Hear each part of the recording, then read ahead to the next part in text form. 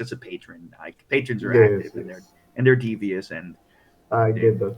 yeah. Yes, that's I why I imagine. believe in this kind of setting it would not be good to be well known that he made such a pact. I mean, just to remind everyone. I mean, technically, you know, the magic that you have, the magic that an average person might see in Port of Lucine is basically entertainment magic. Like it's special effects. They use illusions, and enchantment to basically do hypnotist shows. There's street mages, doing all sorts of and stage magic troops. There's actual stage magicians that have no magical ability. They're just great at real, like what we would consider like normal stage magic, and then that's combined with magic. Offensive magic is not seen; it is technically illegal. It's almost there's a strange attitude. It's almost unknown. It's almost dismissed. Yeah, I mean, clearly the criminal underclass has access to things that are illegal. Does that But mean that vicious mockery is doubly outlawed? That's that offensive magic. yeah. Jesus Christ. Sorry. Offensively offensive, yes. So, I mean, in a sense, it's like the way I imagined it is that like carrying weapons, you have to be a licensed practitioner of magic, and in this case, you just have to be having essentially a entertainer's license, right, to be practicing magic, and any kind of battle magic would just be like someone basically using a cannon in the middle of the street. But realizes it's not actually an illusion, then that you might get into hot water. But again, there's a strange attitude about it. It's certainly Braegar would notice a sort of blind spot that everyone here seems to have. They're very culturally dismissive of magic, and if they do, and it's like they don't seem to be interested. There is of course, the Academy of Sciences is dedicated to science and technology, um, but there are various interests. They are connected to the big University of de Montlieu, which does study arcane, but in a very academic fashion, and it seems to have possibly some connections to the military. But you guys don't know because you guys are that's not your purview. You do know that in the criminal underworld, there access to magic is possible, but it's expensive because it's basically this you're talking about illegal goods. There's a black market for it. You could be a criminal street. I mean, we will find magic casting criminals, but who will and possibly other nefarious abilities. Clearly, there's entities that are not known to some the normal populace, as Elvis would know, that are involved in all sorts of criminal activity. Just underneath the surface of the city. But again, it's like New York. There's this massive touristy area, you might say, the great, and in those places, you're not going to see anything untoward. It's all in the slums and in the dark alleys that you realize what's going on. I mean, that's how I'm kind of envisioning the way it works. Yeah. Since you are the DM, you get to suck so, or works like stuff. So if he wanted to Yeah, come in with we're having a conversation. the criminal mastermind background, whatever how we're bringing him in, then he can maybe have a contact that's a contact of one of our contacts, either mine or Herbie's. Yeah, absolutely.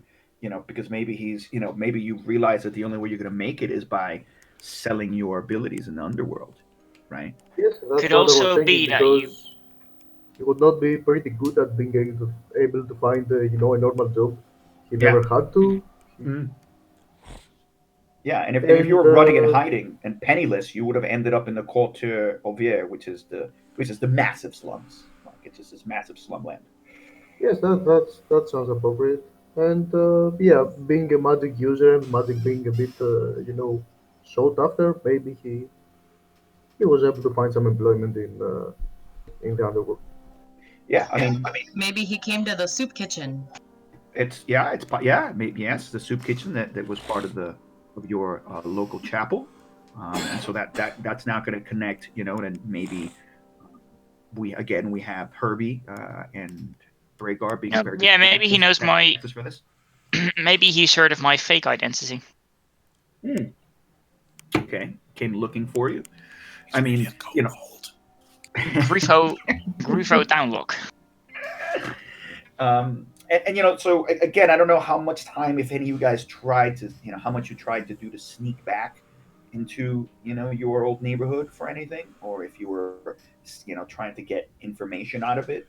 All of that could have happened during the last week. I mean, I don't imagine you necessarily being holed up in the third sub basement of the Academy of Sciences. So there's plenty of opportunities for some communication to have happened, or for you to actually have traveled back, and then have this could have allowed Raphael's character to be involved.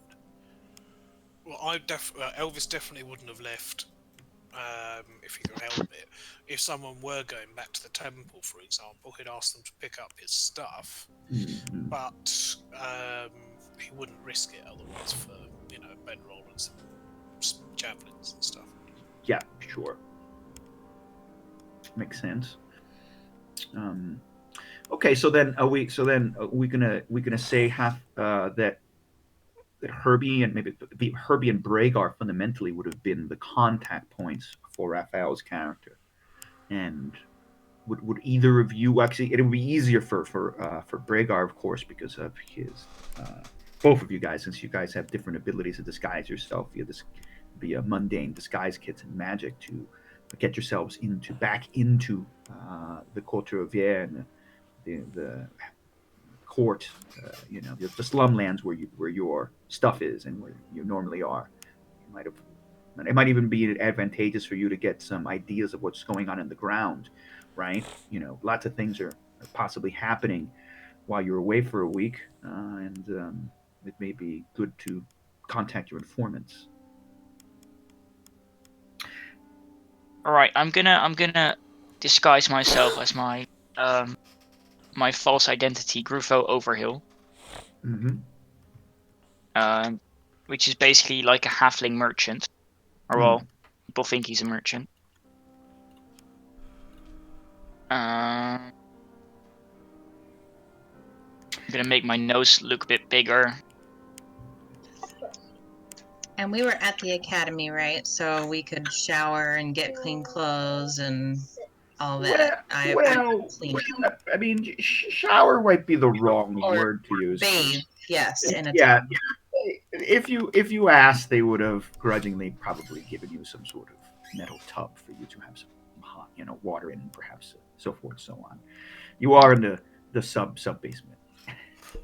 Also, Kyle, during this week, I probably would have taken some time to try and get rid of my little itchy issue.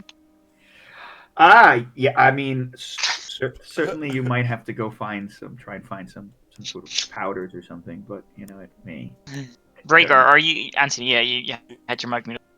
Yeah, I do not have any type of pockmarks on my PP or anything. Fuck you. Probably gave it to him. You just carry it. Yeah, but I'm patient 0. I give the crap. But Portalicine is gonna have an itchy dick now. Elvis, do you want to try and contact your mother? Am I right?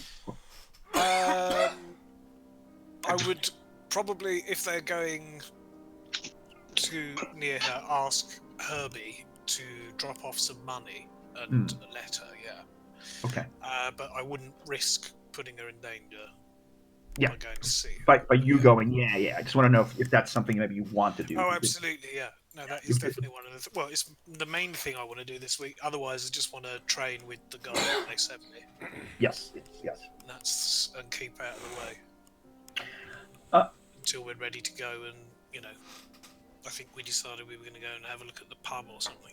I've got the notes here for once. Yeah, I've got the clues on Roll20. We can discuss that also. I'm going to actually talk. So let's say that you've somehow. I mean, we can change. We can tweak the story a little bit, but then we can have Raphael actually have while you do this, Herbie, while you are acting as the merchant and interacting and actually basically being like a forward scout for the party, and possibly with Braegar taking care of things, both of you, right, with your various potential disguises, you will hear about Raphael's character, Nikholai. Yes. Yep. Yes, and then you can eventually find contact with this Nikholai. You've heard that he has abilities, and that he's selling abilities on the cheap. Because I have a feeling, Nikholai, you have no idea what the real prices of anything this is, and you're kind of Zero. desperate. Yeah, so Zero idea. Yeah, so you might be very bad at bargaining, and you're underselling your relative capacities in this. Yeah, he has no idea how to bargain, nothing. He Yeah. just hears money and he goes for it. Yeah, so Just one thing though, I haven't created my character. Actually, I don't have a character sheet because I still have no idea how to create a character in Roll20 without some macro by the DM. So I would like some help with that. I know it's time consuming, and I'm sorry, but I'm new to this. it's okay. Oh, it's fine with the character mancer. It's pretty easy. Yeah, you're remember, already but level 2, so. yeah, we it don't. is, but I have no idea how to make a character of my own with a character master. I don't know where to find the character master. I feel like my grandpa using Roll20. Actually, the thing is that this character sheet actually doesn't have the. Oh yeah, that's right. That stinks. So I mean, but it's only level 2. It's not that horrendous to take care of, but it's. So just fill it in like it was a normal character sheet, mate. Yeah. So Nikholai, you have it, right? I mean, if you open up into Roll20, like, which I believe you are. I'm not sure if you got. Yeah, you are. I mean, it's. Oh yes, the character sheet. Yeah, it's like Nikholai. I have it. It's all there. You have a token. It's right at the top, so it was easy for you to see.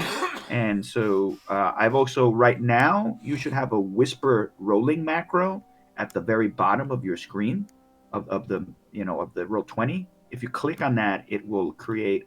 It'll roll your dice, and only to me. So, but if you chose your background and stuff, you should be able to fill that all in through the the compendium. Some things you can just if that little I button. But maybe Anthony wants to give him a hand with that. Also, because Anthony, you also have access to the sheet. Just in case you and I want to give him a hand. But Nikholai, do you see the whisper rolling like little gray button beneath all everybody's names? Give me a second. No, he might not have that active, Kai.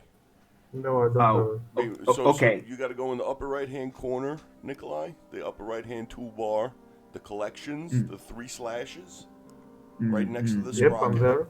Okay. Oh, he has to turn it on. Yeah. Scroll down.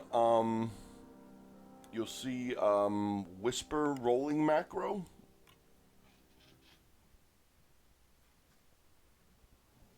It should be the last macro. Okay, I have it now. Okay, you can click that in bar.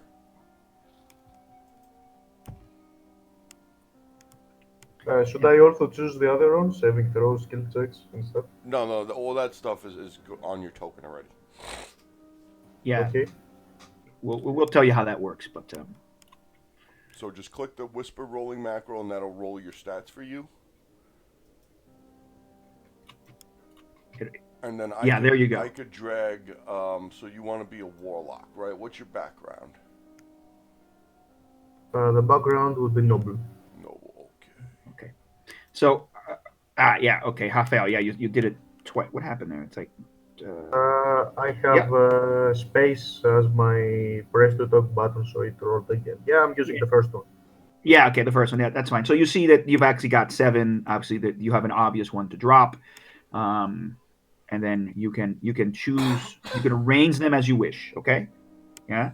So you can drop the lowest one. Totally cool.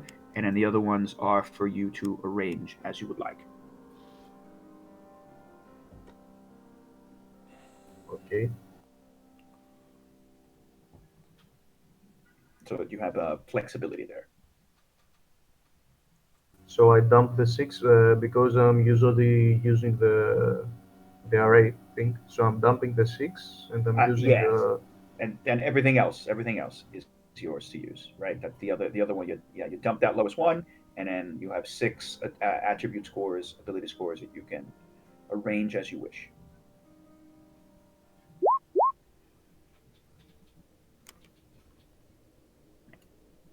And you Okay, said guys, if you want, you can continue as I'm figuring this out because it will take some time.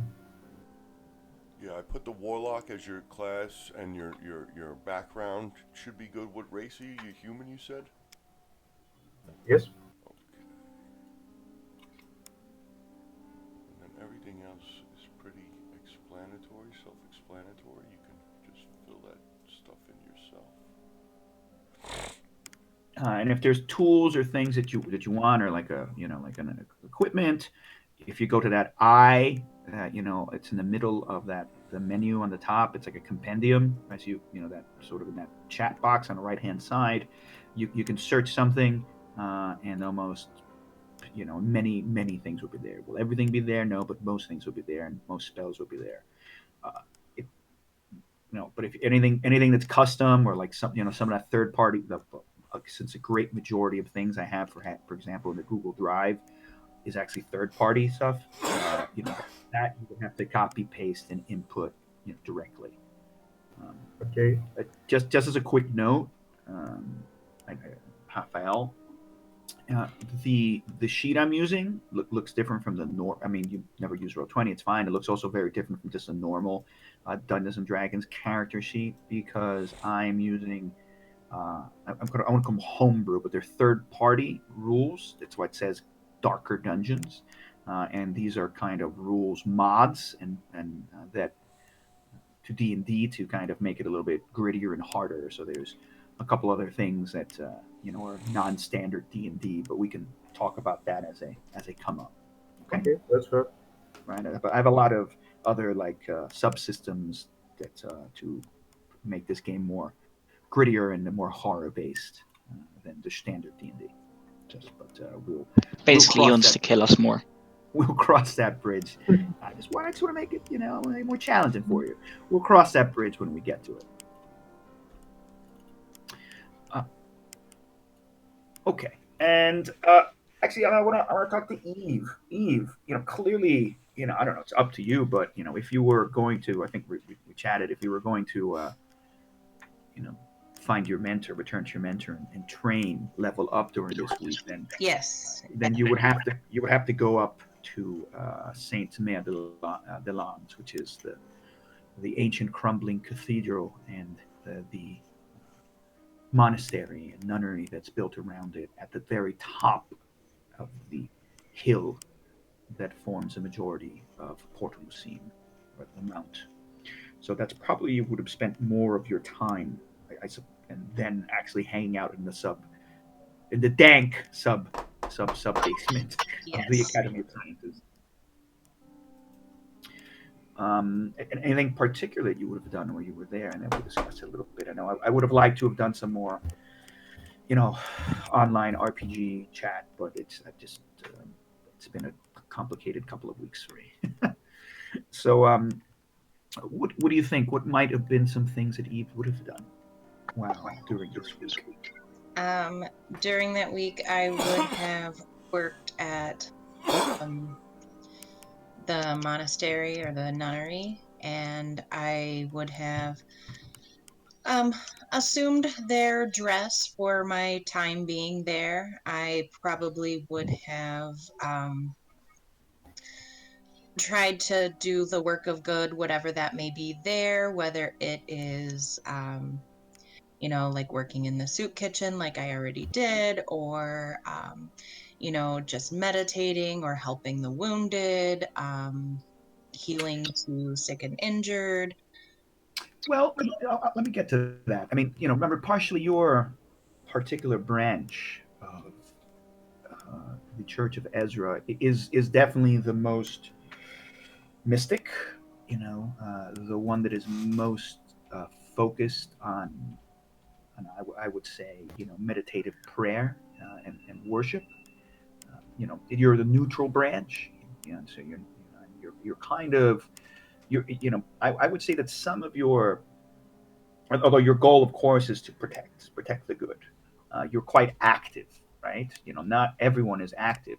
Most of the worshippers of the Church of Ezra probably spend their time in a monastery, in a nunnery, away from the world, right? You are quite actively in the world in a way, but also you have been blessed by Ezra in ways that very few are.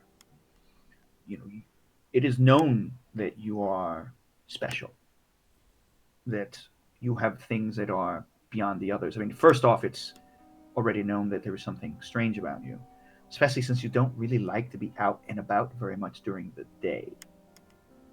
Since you still actually do have some negatives to your um, character abilities during the day, but mechanically, but also makes sense because of who you are. But you're strange to them. You're strange even to them who are already Puritans, right? They're in a way they've separated themselves from the world. Yeah. So I mean, like scrubbing floors, like whatever they'd have me do just to be closer and form a stronger bond with Ezra. Now, another interesting thing is that there is a. Did you know that? Remember, the church of Ezra was founded. This particular branch of the church of Ezra was founded when miraculously a third set of Ezra's holy texts was found. In this broken down cathedral, the cathedral that sits at the top of Port Hussein is massive. It would be like the Notre Dame, except it is crumbling and old. It is very old, centuries old, from a time before. It was not always necessarily perhaps a church of Ezra, but there was something important because there was a massive stained glass window that has the iconography of Ezra. And who knows from when this came? Is it before Ezra or not? Before Ezra actually walked the lands? And this has is a place of pilgrimage, you see, because this stained glass window in this particular cathedral of Ezra seems to be able to perform miracles on those who wish to believe. They are cured of ills and diseases. So there are often many attendant acolytes in the church because there is often a long throng of worshippers wishing to receive the blessings of Ezra and be cleansed of their sins and of their afflictions. So that could also be something you do. Clearly, there would probably be a type of um, hospital of sorts up there. Um, Although you will notice that uh, the hospital accepts donations, of course. And often it doesn't seem to be like anyone from the culture of Vier is getting up here. Rather, it is the aristocracy and the merchant class, the middle class, who seem to have easier access to uh, Saint Mir de l'Armes. But sometimes you might see some impoverished folks getting up here.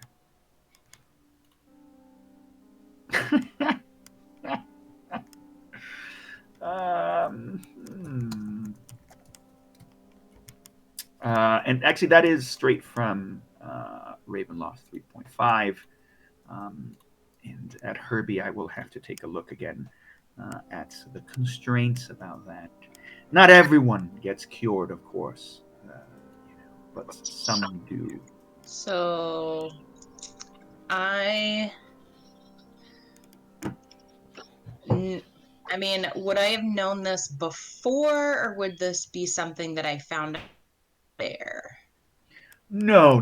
You would know about the miracle working of Saint Blanche. I mean, you would have been, your initiation into the order would have occurred up here, right? You would have been in the nunnery, so to speak, and taken a vow of silence, or the various possible different ways in which you're, to enforce a meditative, contemplative state, which would bring you to closer to Ezra. So this is not, and this is known through the city. I mean, there's no mystery about the powers of um, this cathedral. I mean, it's not to say that de Montlouise or Port Lucine is very religious, right? They're not. I mean, it might be just worth from what I'm thinking, but I definitely want to use my bloodline to get close to my enemy so that we can take them out, and then Mhm. maybe I will look into that miracle. Yeah, sure. I mean, so part of it is you could have spent some days returning to your mentor, and discussing with him. I forget his name off the top of my head. And then perhaps you would have wanted to investigate. I mean, if you're going to follow your bloodline, again, remember I don't know how much of that you want to do by yourself, or you just want to start asking questions. You now realize that there are fellow countrymen who are in the city, which you haven't necessarily noticed before. So I don't know how you want to go about that. Still being downtime, you have to be careful. You can't be too active during downtime. Technically, it's a long rest this week. I mean, it's not that you can't. There's plenty of things you can do, but avoid combat and things like that. Just like in a normal long rest, that'll undermine your long rest. Right, yeah. So, I already told, what's his face, scared little puppy guy that I was going to be away for the week. So I would probably not follow up on any leads or anything like that during this week. Okay. Yeah. I'd keep him in suspense, keep him waiting. No worries. It's definitely a thing. Let me just look at my really quickly at my gazetteer. I believe is this one. It's got you. Just want to check real quick on see what it is on the original powers of the cathedral.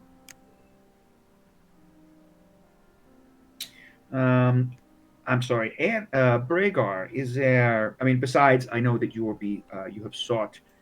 have contact with a specialist.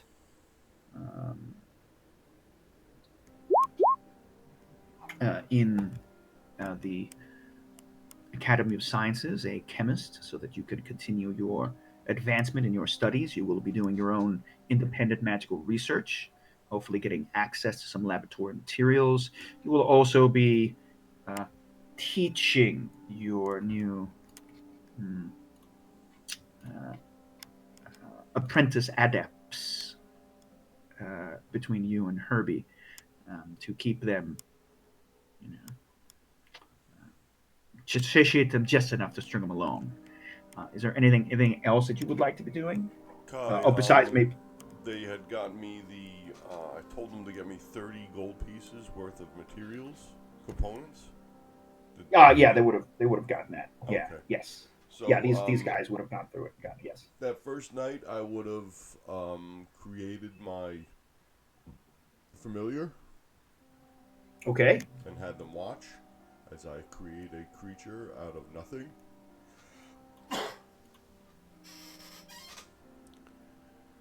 And with alarm and fascination, Hector, Pierre, and Alceste, which I realized were the names that I gave everyone before. It's the French chipmunks. Yes. And they stand in amazement. This goes beyond any of their understanding of how science works. Of course, the Academy of Sciences is interested in not just sciences, but all sorts of things. But these guys, of course, are not really all that scientific. They're merely dilettante aristocrats who are trying to get into what they think is a social club. As far as you think, Braegar, they seem to be. You've noticed they're, of course, not all that bright as far as you're concerned. Although the person who you have met, the chemist, which I have not made a name up, maybe we can make one up ourselves, does actually seem to be a someone of an astute, professional, an actual individual who actually knows something, as opposed to these sort of just social climbers. But they're totally fascinated by what you've done, right? And they of course are now. Once you do that, they are desperate to know more. So you feel that you continue to have them, wrapped around your finger in terms of their interest. You do recall the words from Monsieur Aliers at the beginning of the week that he seemed, whoever he was, he seemed to be rather dismissive about their infatuation with your hedge magic, and he warned them to be careful. But they'll tell you that they are not concerned about Alir's warnings. They will be protected. The military will not see what we are doing, nor will the guards. Tell us more. That's your general attitude. I checked their work on the broken cantrips I gave them. How are they coming along with that? Oh, well, I believe they're desperately trying to make them work. Now, did you expect them to figure anything out, or of course, I think you're purposely just trying to make sure that they never gain anything? I purposely left out certain words of the formula. Okay. And to see if maybe they might have an affinity to magic where they might be able to fill it in, and if they don't, I can teach them. But I just want to teach them firebolt and prestidigitation. Okay. So I didn't know how much of it your plan was to the long con, or if you actually wanted them to learn something. Well, I wanna teach them enough where they're like, oh man, look what I can do. I want to do so much more, and then that's where it's gonna start getting complicated. Yeah. Okay. It's stringing them along. All right. So I will do some quick rolls. Let's see. What would the DC? I think it's gonna be pretty difficult. Maybe versus my spell DC. Okay. To learn my magic. Good point. What's your spell DC? I think it's 13. Okay. So I will say that Hector being the rather flamboyant one, I believe, if I remember correctly, who helped you purchase the gunpowder and the materials in the Quarter Marchand, is able to find somehow the mistake in the prestidigitation spell cantrip. And he, he's, all of them try it, several times during the week, and then at some point, Hector comes running into the room. At some point after lunch on day 3 or 4 to the end of the week, and he's all excited. He doesn't even have his wig on. He's just sort of, he seems like he hasn't slept in 3 days, or bathed. And he's, and he pretty much comes up to you and he says, I've done it. Yes. Look. And he, he lights a candle. Now snuff it. He doesn't. Yeah. He kind of snuffs and he comes back on. But look, and he lights another candle. So he's starting to get it, but he's not quite there yet. But he started, so he's figured it out. Excellent. That makes sense? Yeah. I show him, a little bit of pride, and then beat it right out of him with, you can light it, you cannot snuff it. You are a poor student. Mm-hmm. It is not good enough. And yes, his excitement fades as you berate him. I bring him up, snarl at him. and then I bring him down.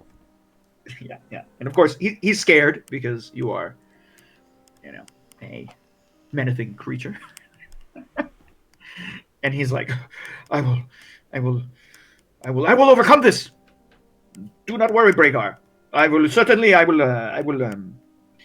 figure this out. But I am the first. I cannot wait to rub this in the face of I would say especially he thinks he's so much smarter than the rest of us. And he says, I will be back. And after 20 minutes of conversation, he's frustrated. Like, you can see him, he's yelling and screaming, and even when you're telling him snuff it, and he can't do it, and he'll leave. He'll probably also snort some snuff, at the end there, and kind of give him a little tingle, and off he goes. Fucking snuff. I love the stuff. Now, where are they getting tobacco leaves? Oh, there's some places. Rare are these things, only to be seen in the civilized crescents. Unlikely to be seen anywhere else. Certainly, you never. I mean, I presume, Braegar, that you may have tried this. This is not available in your homeland. You don't. There's lots of unusual things here that you've never seen.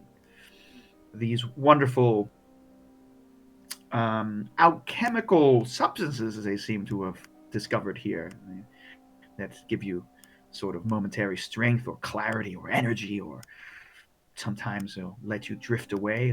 They're wonderful. They're certainly not things that would have been available to you and your tribe. You had different things, of course, but some of these are fantastic. I believe your tribe would have had access to hallucinogenic mushrooms and other interesting things from the forest. Yeah, like peyote and shit like that, Yeah. But the hags, they always like to control that. The hags that commanded your tribe. The hags that led you against the humans. They giveth and they taketh away. They were cruel, vicious, and uncaring, but they were your masters. They were powerful. Even the strongest of the tribal elders would cower before them. You feared them and you hated them. You feared them more than you hated, because it was the humans you hated the most. I can deal with fear. Herbie, anything else that I've missed that you might want to be involved in during the downtime? Well, probably just go see my mentor, I guess. Yes, okay, and get yourself some training, and perhaps, how much of your... Oh, here's a good question. Yeah, I mean, I guess how much of your... It doesn't matter now because it's only a week, but remember, you'll be spending your money in a way in which you will maintain a certain lifestyle. The lifestyle also affords you and has mechanical complications in terms of your maximum hit dice, your starting your maximum hit points, your starting hit dice, and your general sense of hunger, thirst, and fatigue. You're all you've been paid quite well, so you can easily be comfortable at 15 gold a week. I hope you're all seeing this, lifestyle expenses and qualities. Just a note, I just want to, even though this is per week and eventually ends up being per month, I have actually, yeah, you could probably be modest, I should say. You could be comfortable if you wanted to.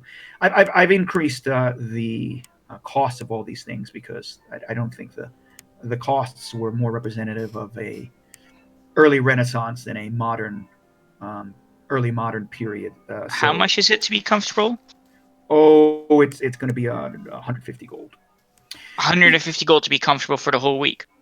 Yeah, because the amount of the inflation and the amount of money that flows amongst the aristocrats in de Montlieu is unbelievably absurd. You're a thief. I mean, there are things worth millions of gold. You know what? Herbie is actually just going to spend that 150 gold since Herbie made a very good bus and he feels like living comfortably for a week. And there's nothing wrong with that. I just want to make sure that you guys are kind of aware. I've kind of, I'm also thematically trying to demonstrate that the extreme disparity in wealth. Are weeks? Are you going off of the D&D week, a 10 a day? Is that why it's 150? No, I've just changed the base prices. I mean, I thought a week was 7. I didn't realize a week in D&D was 10. Yeah, it's called the 10 day. Oh. That's why I thought it was, 10, because 10 times 15 is 150. No, that's because that's gold that's cost per week. All right, that like for here, like I think it's like one. So I'm gonna use this one. This cost per week is an extension of the normal D&D cost per day, right? Which is 7. So it's not crazy radical. So whatever it is appropriately, I'm just going to use this for a week instead of cost per day. Whatever it is, like the basic thing is I've doubled it. I've done these calculations only because I'm trying to emphasize something. So I'll get another customization, and just to make sure that the kind of money that aristocrats have, we're talking like these people are like Bill Gates. The kind of money that these super wealthy have is. So is this for comfortable or aristocratic then? No, modest is times 2. So modest will be 16 gold pieces per week. Comfortable is 150. Wealthy would be 300 gold pieces per week, and an aristocratic would cost you 700 gold pieces per week to maintain a aristocratic lifestyle. So from the modest, it stays normal, and everything else gets an extra 0. Yeah, modest is doubled, right at 16, and then it's up to here. But you guys are getting paid well, so don't worry about it. I mean, this also means to show like why people live in squalor. The why that like there's 300,000 people living in poverty and squalor in Porto Lucene, in the culture of Vienna slums that you live in, because the disparity of wealth is enormous, and the cost. I'm sorry. Crazy. How much did we agree on? 500 a week. We agreed on 500 a week. I don't know where the 2 of my notes are. I mean, did we? No, that's right. I've got my notes in front of me. Okay. For all of us. Shit, we should have negotiated harder. See, that's what I said. That's what I said. We should be getting. Well, I knew it was going to be £1 billion a week. You spent. Wait a minute. Herbie's from the streets, man. He knows his shit. Herbie said 50 gold a week. But that's different. That was per person. That's still less. Shut up. 5 times 25 is half as much.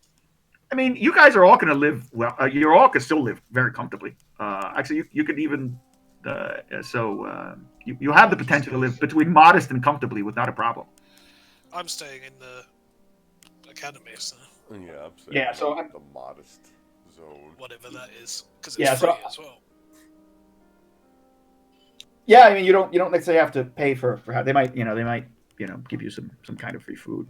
They may probably don't pay, but you don't have to pay. I mean, you weren't paying for anything before anyway, Elvis, because you've because of what's going on, and technically, Eve lives in a kind of poor to modest merely because she gets her stuff free from the church. She lives as a servant of the church, and of course the church uses their tithing and donations to support all their worshipers.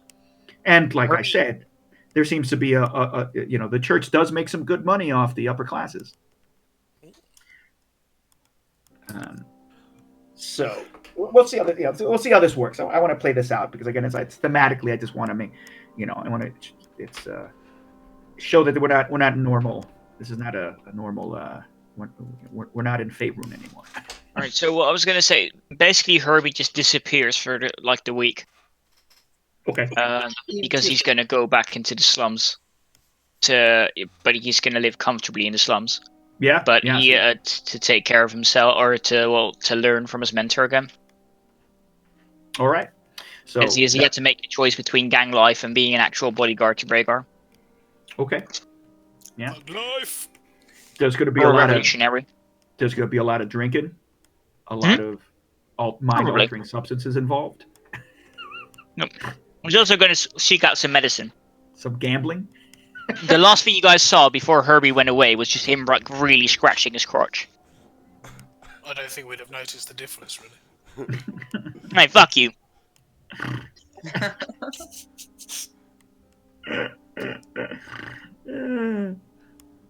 um, yeah. Okay, let's see. Anything else that I missed? Yeah. This is the challenge. Okay. Medicine. Man, I have to think about that. I got to think of what kind of medicine. I suppose you'll find some medicine somewhere that supposedly will make it all go away. Some sort of Mercury is what they used to use for gonorrhea. Had horrible side effects, though. Yeah. Holy mackerel! I didn't know that. I'm not sure it worked. But that is what they used to use at that time. I cannot imagine that would have worked very well. No. I mean, if you see all the paintings with black splotches on people's faces from back then, that's because they've been treated for gonorrhea with mercury. Interesting. I did not know that. Please don't let me be treated with mercury. Well, you know, Molten lead. Fuck. Someone does say they have an expensive guaranteed treatment. It'll cost you like 10 gold. It's some silvery, dense liquid. Looks metallic. Inside check. I'm gonna ask him. What are you, doctor now? Shut the fuck up, Silver. You're not a doctor. Leave me alone. He just puts his hands up. So we'll see if how long if the medication will work. It may take a while. So okay. So then, now that we have a bunch of different lifestyle and upkeep related downtime activities resolved, I'm just gonna get back to Nikholai real quick. Nikholai, how are we doing? Everything's cool. I think I made my character sheet after many tries. So I think everything is working now. Okay. I'm gonna just put a different. I think I have to upload some new music, but let's do one over here. Something different. I'll do this by now. For a moment. Okay. Okay. Great. Nick, I assume that you've been in one way or another via this strange halfling merchant who's invited you to join him. He's contacted you somehow through your various network, set of contacts, which would be all sorts of um, slum dwellers, probably some sort of child information runner would have somehow found you, and someone would have spoken to you in some seedy, crappy bar. I mean, by bar, I mean some hovel. You're talking to me, right? No, I'm talking to Nicholas here. Some Sorry. hovel that's barely 3 meters wide and maybe 4 meters Good long. stuff. Some terrible dark basement that smells of piss, unwashed bodies, stale, stale drink, and a chamber pot with a unwashed simple table slash little bar strip where people might have been serving beers, and there you would have made a contact. The boy would who would have told you that there was someone who might want to meet you for what you're selling, and then you would have met eventually. I mean, we could, you could elaborate on this as you and Herbie would like, if you think it's different, but something like this. Herbie, does that sound like an interesting place where you would eventually find a Nikholai? Or do you want to modify that? But that would be, I guess then I would be walking around in my merchant Yes. outfit, You're not as Herbie. It's you as your halfling merchant. Yes. You as your halfling merchant, going to some seedy place, right? Because they're all seedy in the culture of here, and because you heard about somebody, you heard the rumor of someone selling cheap, inexpensive, a fool, actually, some strange idiot selling, as far as your context would have been concerned, of course, claiming to have, abilities and selling them at, unbelievably, unbelievable prices. So this guy's either a con artist, and he's gonna get himself killed, or he's an idiot and doesn't know how valuable his abilities are. This piqued your Right. interest, and you set the meeting up. I'm gonna roll my disguise kit to see how well I get disguised. Yeah. All right. Yeah. I mean, you are Okay. So wonderful. Herbie's actually gonna look much older. He's gonna put like little wrinkles on himself and shit, and he's gonna make his nose quite a bit bigger.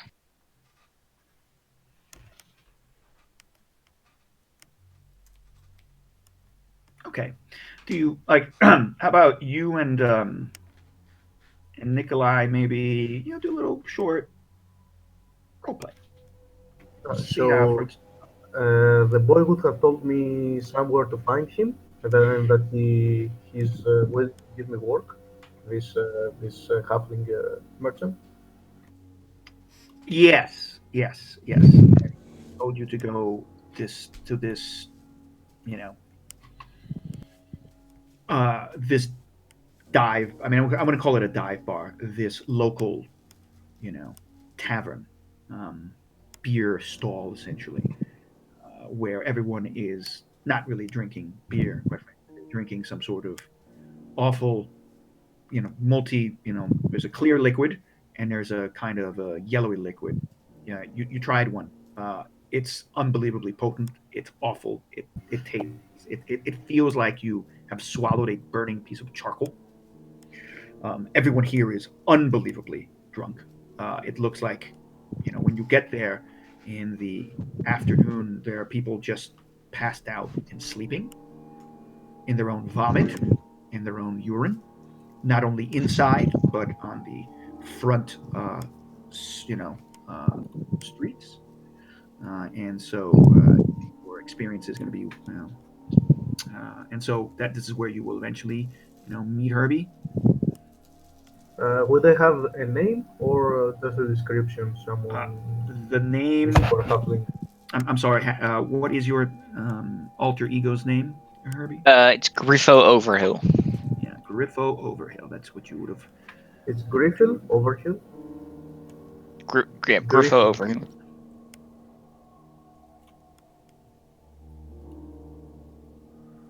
I would walk up in the bar. Do I see any halflings inside? So there's like an older man sitting next to you. He's got quite a big nose. His hair is combed back.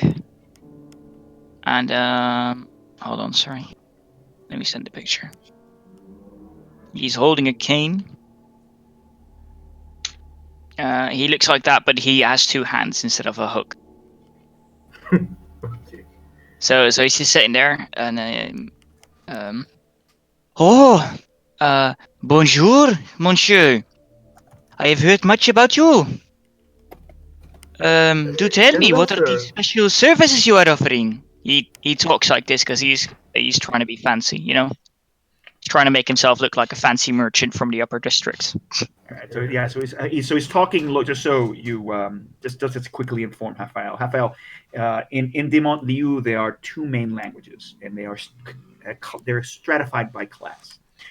It is essentially kind of English and French. Of course, the super wealthy, they all speak what's essentially French, and everyone else, speaks English. And this is the language of the uneducated. It's rare that anyone who comes from the lower classes ever gets taught French. So it is another way of creating a class distinction in the society. Okay, so high class speaks French and lower class speaks English. Yeah, I mean, the high class, of course, can speak. Will probably speak both, along with multiple languages from the area. It's a little bit like Europe. Like you speak Lamordian, right? Along with probably no Mordantish you might have learned. But you're noble. Maybe you learned. It's possible you would have learned High Mordantish, because High Mordantish is definitely the lingua franca of this whole area, so to speak. Yeah, right. in that case, should I roll a performance check to see how well I'm acting like a merchant? I think you should. I think that would make sense. You have advantage because you're disguise kit. So Right. he actually is he talking to me Cute in Charles. high? Is he talking to me in like French, or is he using the accent and talking to me in English? Yeah, so he's trying to make it like he's speaking low Mordantish, clearly with the kind of accent, of the original. Yeah, but I'll occasionally throw like in a French word to sound fancy and shit like that. Yeah, I mean you've got a fantastic disguise kit, so I'm gonna say. And get advantage. Okay, good. I think you get it. I think it'd be probably. Although the 5 would be fantastic, where you're definitely like as maybe I'll give it Charles like some real council house chav trying to put on airs. Yeah. And chat. All right, mate. Listen here now. Dude, have you seen Hello Hello? No. What is that? Where the English cop is undercover in revolutionary Paris, and he thinks he speaks brilliant French, but he's actually going, "Hello, it is my pleasure." I was imagining you like that. Can you send that to me, please, so I can do that accent next time I fail. So do tell me, what are these special powers of you? These special abilities? Oh, good sir. I don't know if we should talk about this in front of others. I mean, what would you require of me? I Oh have many well, abilities. you I do not can like do many talking things. in this bar. Hold on. And then he's gonna go to the back. Is there a back, Sky? Oh yeah. Could there be a back room? There could be a back room, sure. Alright, we're just sitting in a regular bar where like humans and halflings and everything go, right? Well, yeah, I mean, like you're in slumlands. Remember, this bar is like it's 3 meters wide at best by 4 meters long. It's kind of an open. There's not even a door. It's kind of like an open shack in the bottom of one of these crappy buildings. It's probably subdivided, split. It's probably split with something else next door, and it's really just a simple like. There's almost no tables here. Everybody just stands and drinks. It's almost like those super thin bars in I don't know if you've ever been to Tokyo. Tokyo and Shinjuku Station. It's just. I was actually supposed to be in Tokyo today if it wasn't for Corona. Oh, that was cool, man.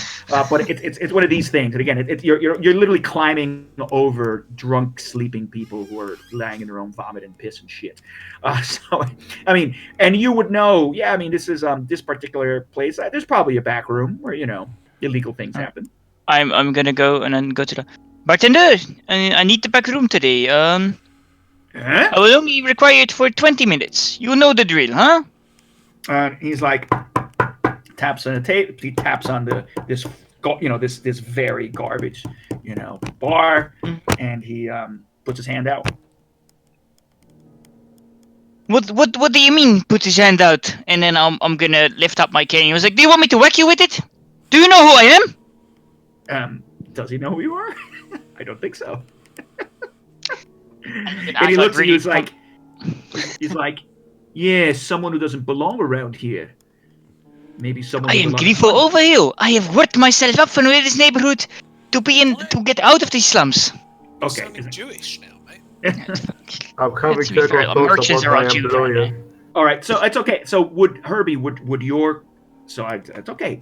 So then your alter ego is known here. Yeah, I would say he likes to do his business in this tavern. Okay. Let's say that because that's why he chose this spot to meet Nikholai. That's totally fine. And so he's okay. So the guy, okay. So he says, okay. So then we'll change that back. That's fine. So he gives you a key instead. He taps on a table. He takes a look. There's probably, he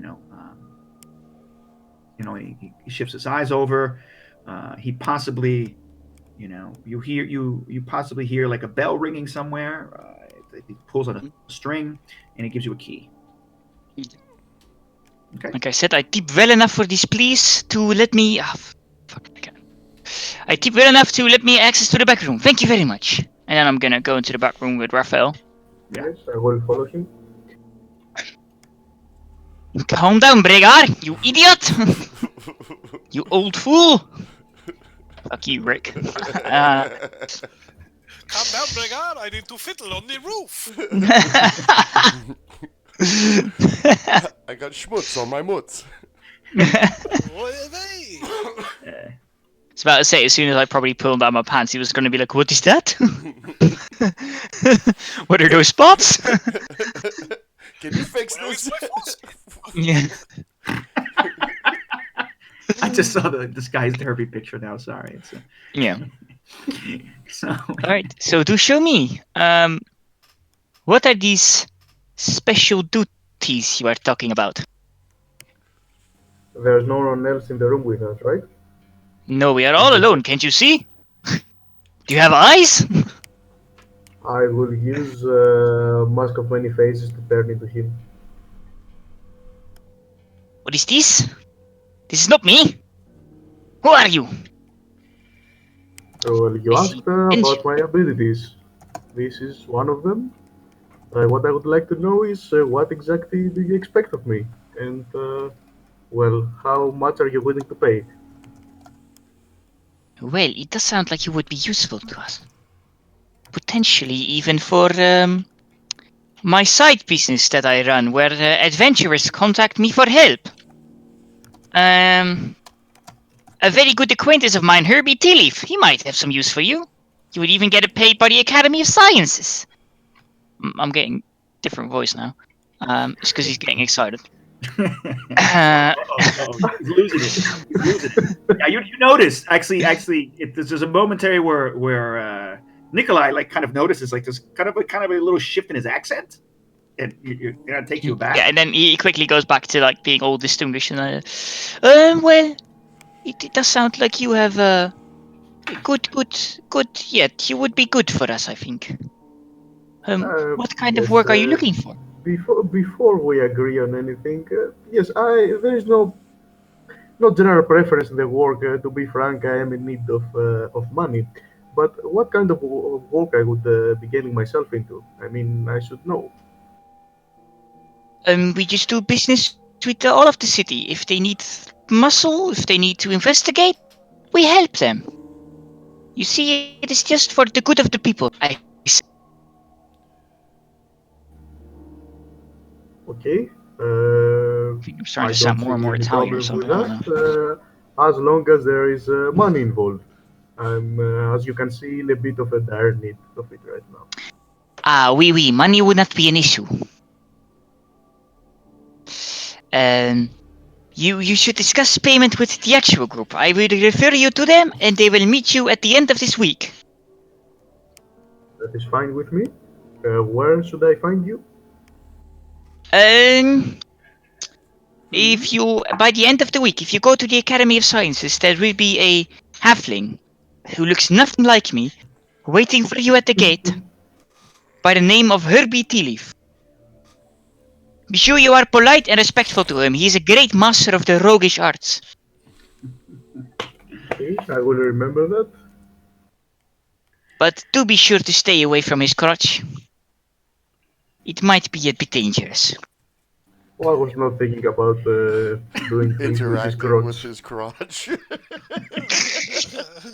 Well, pleasure Well, to thanks meet for you, the heads Herbie. up. Pleasure to meet you, Hey! Herbie's crotch. Hey, I do not know what you guys are into, you know? I know Herbie occasionally likes to dabble in whatever.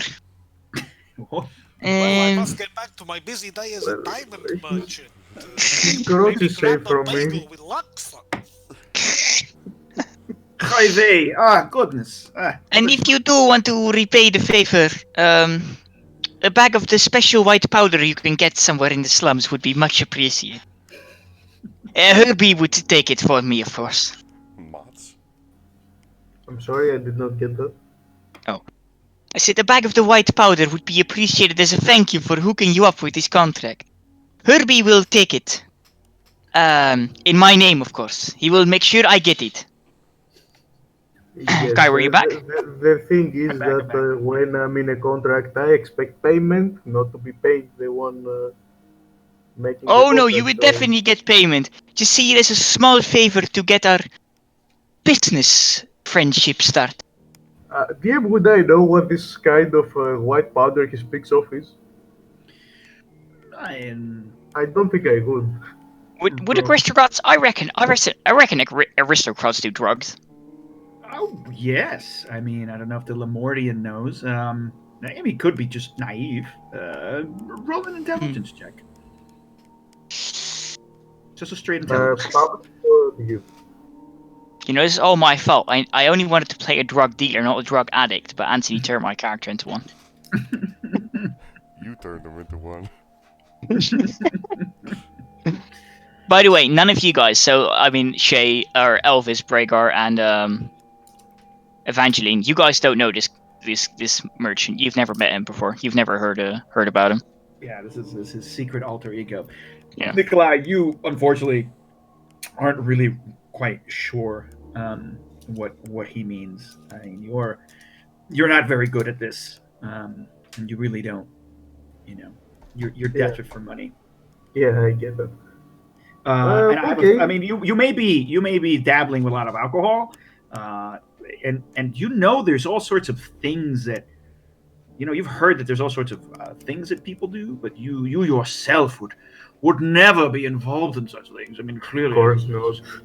these are the type of diversions that These the low underclass do, not you. the subhumans. Type of attitude. Yeah. Okay. Leaving, I will say farewell to what's the language? The French one. Oh, before you leave, please do one shot with me of this fiery stuff. Is it again fire whiskey? Is that what's called? Yeah. This is yeah. like crappy moonshine whiskey. It's there's basically crappy moonshine gin and crappy moonshine whiskey, and they're both terrible and probably partially toxic. So I would like to smell at it first. yeah, I mean, Roll con to see you don't puke now. yeah, it doesn't smell good. Casually move it away. What would be like what do they say in French cheering? Is it like santé or something like that? Santé, right? Yeah. So he's gonna be like santé, and he's gonna. That sounded Italian or Spanish or Portuguese. It's okay. It's okay. Oui, santé, and then he's gonna like knock his glass against Raphael or Nikholai's, and then he's just gonna down it in one go, and then smack the table like. Ugh. I will just toss it behind my back. Okay. You said the thing that that was good, yeah. I've never heard somebody say it was good before. Just threw it right over his shoulder. Is that what you're talking about? Are you gonna roll a deception for that one? You can try and fake it, or are you just literally gonna throw it like? Oh yeah, I'm trying to fake it. Okay, roll the. Actually, no, that deception, that would be a sleight of hand, I think.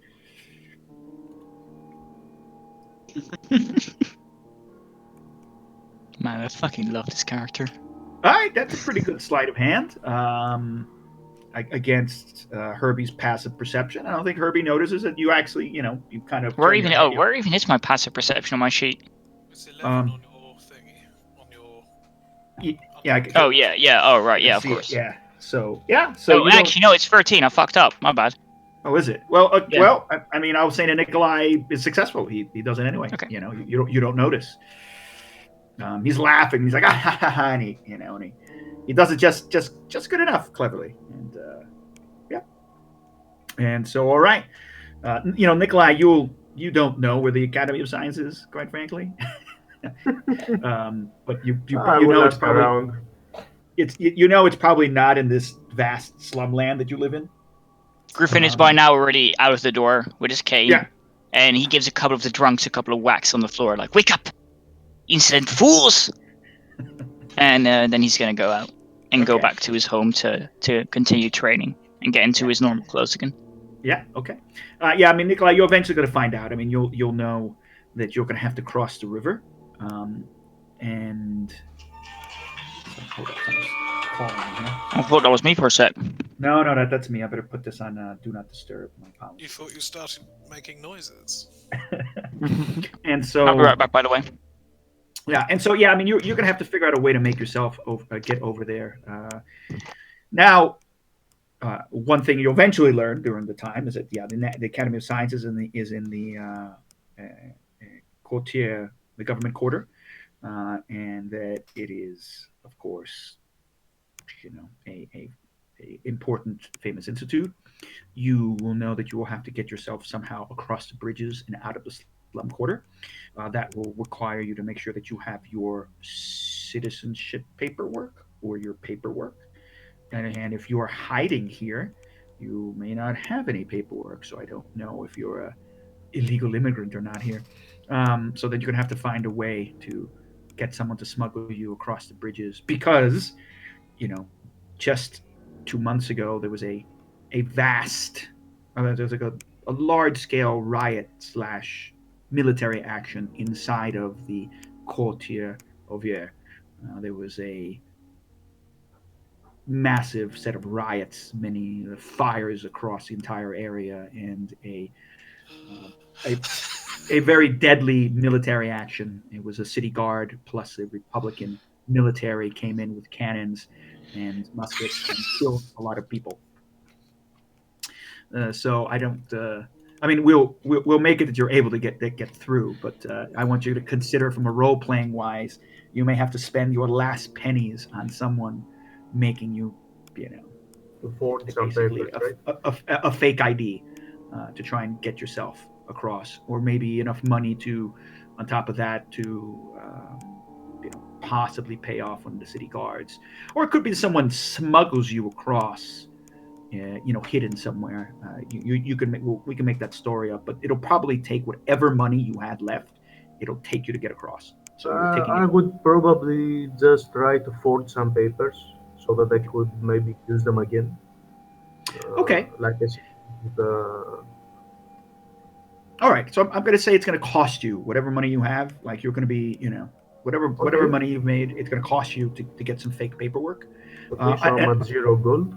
and I presume that you've come here with some sort of clothing. I mean, do you have any of your aristocratic clothing left, or are you, Yes, I have aristocratic clothing, and according to the noble background, I should have a signet ring, but I don't know if yeah. I mean if it's okay with. So that let's just say role playing wise, I'm not going to do anything mechanically. Let's Okay, just say role like playing wise, I would surely have clothing, but yeah, it would not still be, in a good condition. It would be good clothing, but after traveling from Lamordia to here, they would be in a bad condition. yeah, but it's And probably also, I would surely have my portrait, mhm. but what I wanted to ask you is, am I supposed to have a place to live where I can leave it, or I'm supposed to carry it around until I find Oh it? no, you can't be carrying a giant painting around. I mean, I Yeah, presume you live somewhere. I presume you live in a not nice place, yes, as yes, is yes, depicted. that's Yeah, the idea. and then you have it somehow protected. You hide it because that portrait, anyone might want to steal it because the frame itself is enough for some people to kill over, Yeah, right? it's a May have So, good portrait. taken it out of the frame and rolled it up. oh, he could have. Maybe you sold the If frame he needs off. to transport it about, it just seems a bit like how has he got from where he's come from True, to here true. You're carrying a right. whacking crate oil painting? Yeah, you're right. You're right. You're right. You're right. So you would Yeah, have to have it. that's logic. Yeah, so you would have to have it, and yeah, we could distort it. I mean, it depends on what you want. I forget what the parameters are in the book for what the portrait is, but yeah, it could be you have it rolled up in a tube, in a wooden scroll case or something like this, and you have to keep it like that. Yeah, maybe you carry it around, but of The course, para- or maybe you don't because you realize that the second you lose that, you're in a lot of you lose everything. So it's up to you. But you're right. That's a better idea, Charles. It wouldn't be in a frame. You probably would have sold the frame for God's sakes. yeah, I should probably have rolled the portrait and Yeah. put it somewhere. So it's up to you. You stay somewhere that's poor. Because you don't have any money. So that's the nature of that particular condition. And so yeah, we'll deal with that again. If Yeah, we look at the thing, the reason I have the question is, if I'm going to move on the other side of the river, would I be able to go back with the papers I have, or ah it's you a one-way trip? You presume no you presume so. I mean, what's the other thing I was going to say role playing wise is even if you can kind if you have your kind of noble clothing, you probably looks it's clearly of higher quality. So it'll be easier for you to get across the bridge. And I say the bridges is because of the event that happened and there is a lot of revolutionary talk and so forth, and this district is in uproar. All the bridges leading in and out of this place are basically carefully being watched. I mean, it's like any police cordon. Yes, got it. There's just the checkpoint. Yes, that's a whole. Yeah, yeah. So I mean, I'm just gonna say you get away with it. It's okay. I'm not gonna roll I'm not gonna make you roll anything mechanical. I'm just thinking of the details and how this would happen. And so you have to have your paperwork. You have your noble dress. It's okay. It'll be easier, therefore, for you to do some things on the other side of the river in a way that some of the other characters they don't have access to things like this. So you can pull it off, right? You might be just a noble who was slumming, right, in here, and you wanted to go to some of the dirty whorehouses or something. So you won't have an issue. When you have to think about where you're staying and what do you do with your painting, and again, you're not carrying. You may not be walking around with a backpack. You're with an early modern city, so you're not walking around with your explorer's pack and a bow on the back, and, strapped across your back. So just these things. But anyway, we'll fast forward. You do get to it, and somehow, again after some questioning, people look at you strangely, and eventually a disheveled somebody makes you wait at the entryway of the Academy of Sciences, and someone comes and eventually introduces himself as I keep on terrible with these guys' names. I don't know why. I'm just an idiot. As a friend of who you are looking for, and you are taken down. Actually, I would say that it is Alceste Buvol who interacts with you. He's a taller, rather thin man, and with a aquiline nose, big hooked nose, dressed like a dandy, and he's a little bit. You can see a little bit of gray. His face is a little bit more worn. He must be in his later 30s, possibly. He's like, "You are searching for whom?" Oh, yes. Yes, of course. It is good that I'm here today. We will, I do not know how or why, who you are, but you have said the secret word. Come with me. I will take you to meet him. And by the way, please do never come. But you look, you look someone who would not know these gentlemen unless. And he looks at you and he touches your jacket, and he's like, this looks like it is at least 5 seasons old, and it is you are Lamartian, aren't you? Look, it is so boring. Of course, yes. This makes more sense. Come with me. I will clearly follow him. Yes. He carries himself as a snooty, sort of arrogant bastard. Is he a noble kind of? Yeah, well, he is this man that you meet. Of course, he comes and he's tall. He has a powdered wig. He's definitely wearing makeup, and he is dressed in very fine clothing. Yes. So the person I was supposed to meet was Herbie. Yeah, and you didn't know that, it's like you came in. There were guards at the beginning, and they looked at you and they said your name, and they didn't seem to bother. Oh, okay. So they just yeah, and they let you in and said you are looking for whom, and you said the name, and they looked at each other. You wait here, type of thing, and eventually someone came to see you. Like you were in a sitting room, right? This fancy, extravagant sitting room. Yeah.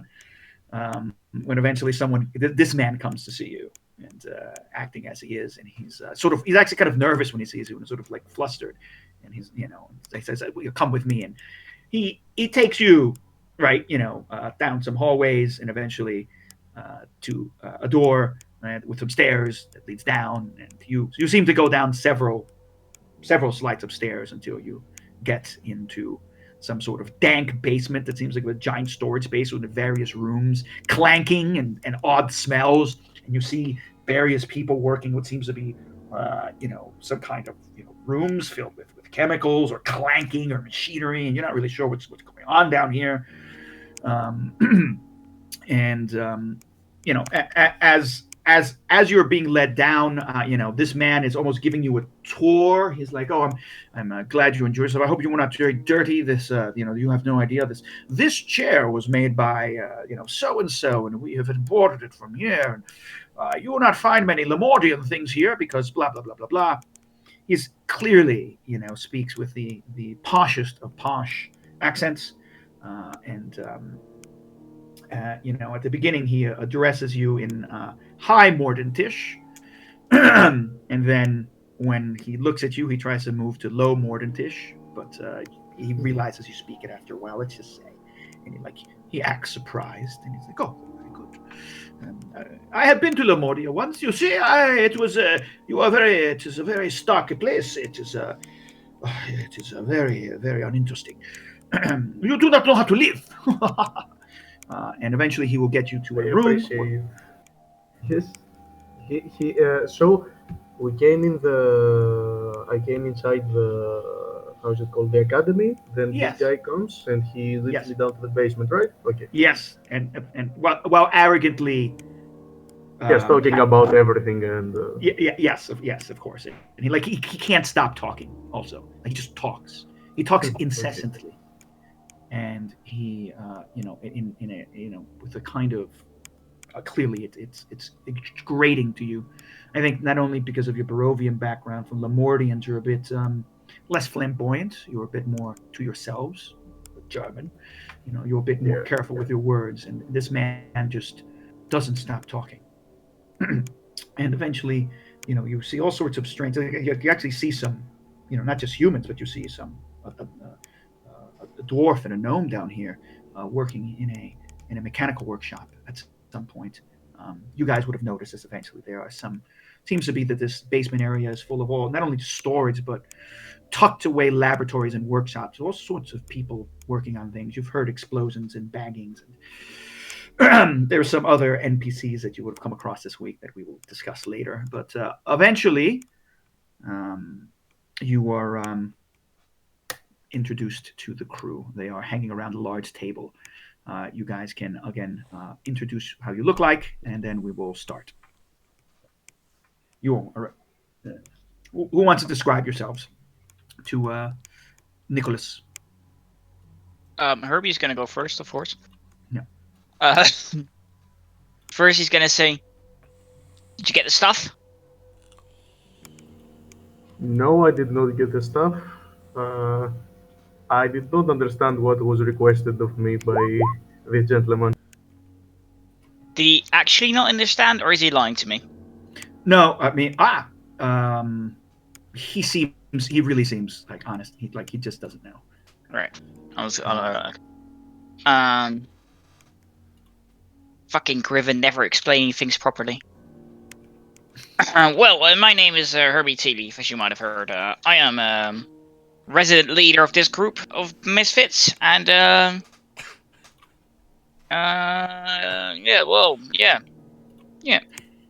that's me. Yes, you sure are. I like to let them all believe that they're the ones in charge, but he's gonna wink at Raphael. I am happy to make your acquaintance, but I really did not understand what I'm supposed to do. I mean, the gentleman I met, he was not specific at all. He just told me that you take general jobs around town. So, I mean, if you would accept me as part of whatever this is, I would really like to know what we're supposed to be doing. Alceste is like, you've not explained to him. Are you sure he is trustworthy? Are you sure that Are we all there, by the way? Yeah, you're all there. You're all there. Braegar, I'll allow you to take this one. Get out. Wait, who are you saying? Oh, you're saying that I'm saying to it to the French dude. Yes. Get. Alsace. Alsace. Get the fuck He out said of the that room. to me. If he said that to me, I wouldn't. But Braegar, are you sure that this is a? It's all right, Alcest. We just want to conduct an interview and feel that your presence is no longer required for that. Yes. I will let you make your decisions about these underworld things. Of course, I will be in my lab, studying the books you gave me, Braegar. Hector, he may have beat me, but he will not win in the end. And he turns on his heels, because he does wear heels, and he leaves, twirling his mustache. And as soon as he shuts the door, Elvis looks towards Herbie and says, "Who the fuck is this?"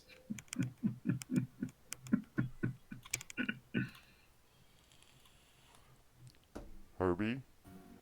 Just looking around. Out of your little coked ass. Awkwardly. And respond to Elvis. Tanner says he's just spilled sake everywhere. Oh, for God's sakes. I'm not drinking it. I just took a picture. Calm down. Okay. It's not cold. I only just got it. It was a birthday gift. Are you supposed So to drink Elvis it warm? turns to Herbie and No, says, sake. Cold. It depends on the sake. But Yeah. Anyway, Elvis turns to Herbie and said, "Okay, so who the fuck is this?" Well, I don't know. My contact was very vague. I don't think you guys have ever met Griffin before, have you? No. No, he was very vague about it. But he said he could be useful. He said you had a little trick to show us. Yes. And then I'm gonna look towards Nikholai. Show us Come on, this do it. trick. Do the Nikholai. trick. I will cast Mask of Many Faces again to turn into Elvis, I guess. Herbie seems way too excited about this, by the way. Like it looked like he knew what was gonna happen. He turns into Elvis. Yep. Ooh, what the fuck? Is this more of your magic stuff? I mean, he's very handsome, but Jesus. And I try and touch his face, which I assume there's nothing there. I wouldn't say he's handsome. How tall are you, Nikholai? Oh, he would be 170, 172. He's not very tall. Hold on. So he's a tiny Elvis. Yeah, 1 sec. So that's 5'6". So he really is small. Yeah, so I try and put my hand on his face and there's nothing there. Like, whoa, Jesus. Actually, Anyway. his face would be there, but your hand just passes through. Yeah. Your hand would pass through. That is freaky. And I turn to Herbie and says, "But what do you mean we need help? We've got all the help we need. Who is this bloke? I hope he's paying it himself." Well, gentlemen, I was led to believe that you are in need of magical assistance with whatever you're doing, and I will turn back to myself. I preferred you like that, but alright. Did So, are you expecting to be paid, Nikholai? I'm expected to be what? Paid. Oh yes, that's the first. That's the main reason I'm here, actually. So, Herbie, as it's your contact, I assume his pay's coming out of your end. Excuse me? I'm getting paid by Braegar. Are you? so? Are you expecting me to pay him? Your employee, Herbie? Herbie just kind of starts looking around. And well, technically he's not my employee. He was looking for work and I sent him to here. Well, Oh. here's how I see it. right? You sent 500 me to gold a here? week we've got, which is 125 divided by 4. That's the 4 of us that there were. So 125 divided by 2 is 62 gold and 5 silver for you, and then it's the same for your friend here. There you go. Sorted, Herbie. Welcome, Nikholai. Hold on. Repeat that one more time, Elvis. I'm Well, working out Just the trying maths to while you're shake saying hands this. with Elvis. we agreed a fee of 500 gold a week for the work we're doing for the academy. We agreed that on the basis that there were 4 people in the party, giving us 125 gold each per week. You want to introduce someone else. If you want to do that, that's absolutely fine. But I suggest you take your 125 and dispense it as you wish. Well, Nikholai, I guess the door's over there.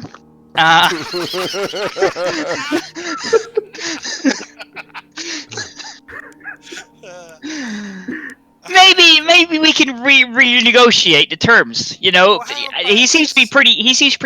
pretty scared of Braegar. Maybe Braegar can muscle himself into some more money.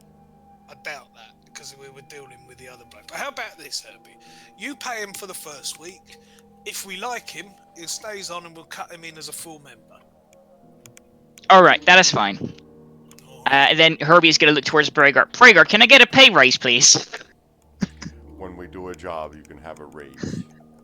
Or Thank you. any money. I say, I'm not actually getting paid by Braegar or anything at the moment. What the fuck? So I'm gonna walk Actually, over to... you have been. All that money that's in your wallet is because of Braegar. Oh wait, yeah, the money you stole. You mean? Yeah. Yeah. That's right. Wasn't I the one who stole it though? No, it was me disguised as the leader of the evil gang. people. That when I robbed the till of that bar. So Elvis walks over to Nikholai and says, well, you're not in yet, but if you can do that magic stuff, I've seen what Braegar can do, and maybe it can be useful. I'm Elvis. And he holds out his hand, and you see a human man, about late 30s. He's very tall, about 6'7", and weighs over 300 pounds, which is the only thing Elvis and I have in common, probably. I don't know how much that is. He's got a little beard. He's a strong man you wouldn't want to fuck with, basically. But, yeah, he holds out his hand and says, "Pleased to meet you." I would shake also. Pleased to meet you too, sir. Thanks. You see Braegar sitting at the end. He's got an owl on his shoulder. He's a very large man. He's kind of reddish in his skin tone. It looks like one of his eyes is dead. And he's got a scar on his face across the other eye. And he's got, I guess, tusks. The lower protruding fangs. Nikholai's thinking about his life slowly choice. and deliberately, so you don't hear slurping from his fangs. I can't hear shit. So So I he would. just looks like a big human, but he's reddish and has fangs, right?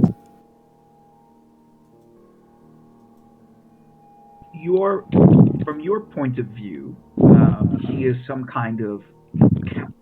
He is a mutant with birth defects, right?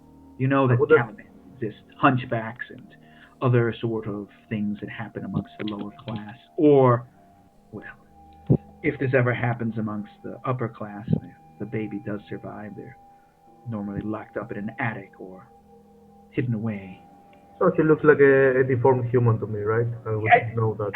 Yeah, what you would understand him as is a deformed human, right? Okay. A Caliban. Right? You don't have any other reference for it. Although he's not like any other. I mean, all Calibans are different as far as you're concerned. They're all different kinds of awful, mutations. Of course, you don't speak about these things in proper society. Sorry, am I breathing in my mic? Your mic. Yeah, was I breathing into it? Was either that or you were doing something very strange with it? Yeah. It was probably I was breathing into it. Sorry, my bad. Okay, that's all right. I was worried about you. It sounded like you had an irregular heartbeat. So now I'm good. Don't worry. Is Shay back?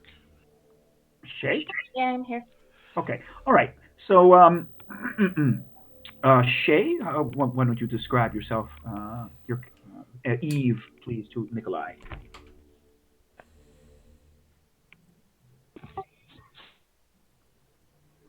Young. She has long dark hair and a gray streak on the left side, or silver streak rather, not really gray. It really has no color at all. And her eyes are piercing, and when she talks, she doesn't really open her mouth very wide. Okay. But she is strikingly beautiful, right? Yes. Yes. And there's just so the out of the you would definitely notice that, and she's actually relatively. How tall is she? She's tallish for a woman, isn't she? 5'9". Yeah, all right. Well, in case she's little. I wouldn't say a little taller than average, perhaps.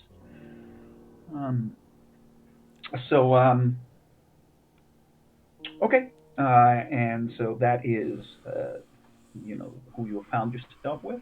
Nikholai, describe yourself. Oh yes, Nikholai would be, as I said, I just know the metric system, so I don't know what's that in feet. He should be 170, 172 About 5'6". tall. Yeah.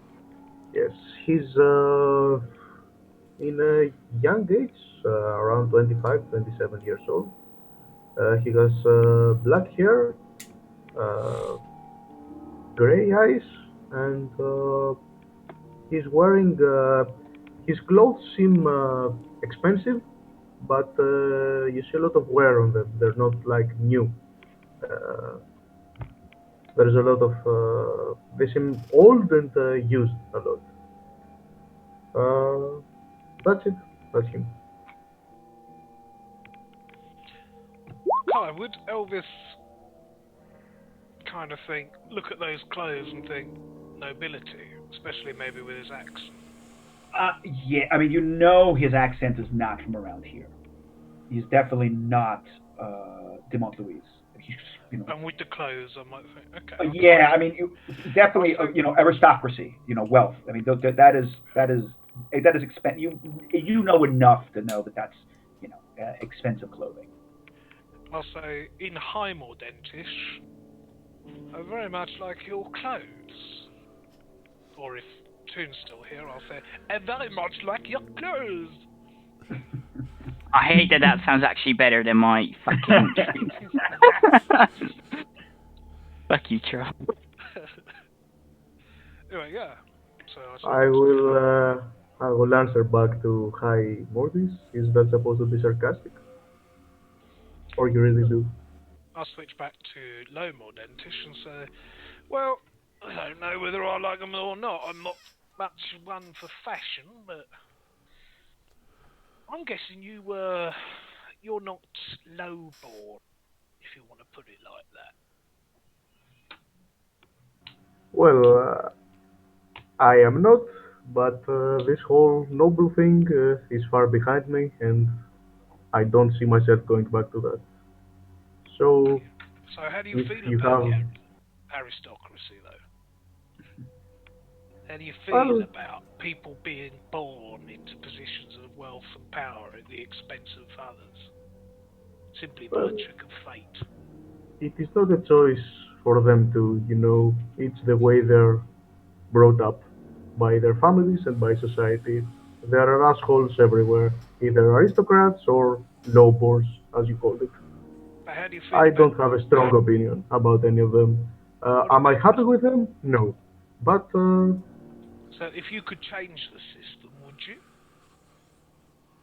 Would you want to? That's a strange question. It's one that I'd like you to answer. I will say yes. Interesting.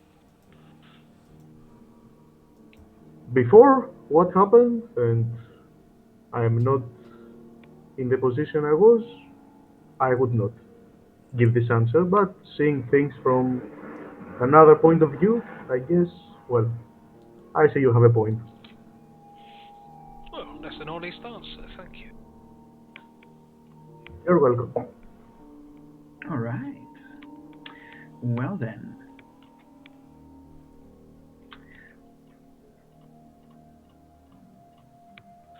And I'll start doing some weights by using Herbie as a weight and just curling. What are you doing? Put me down. You'll make me stand with you again, Elvis. Again, did you stab me before? You know. So I've just given you guys some of the, in addition to perhaps what Charles has, some notes, some things, different things that have happened, different pieces of information. I don't think this is comprehensive, but just reminding you. So maybe take a read through. Might be helpful, right?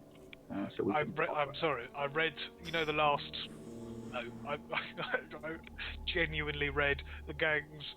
I was just reading through it. It says the gangs ruled here are headed by the arch pisspots, and I thought that's weird, and then I read it again. Yeah, it's not the arch pisspots.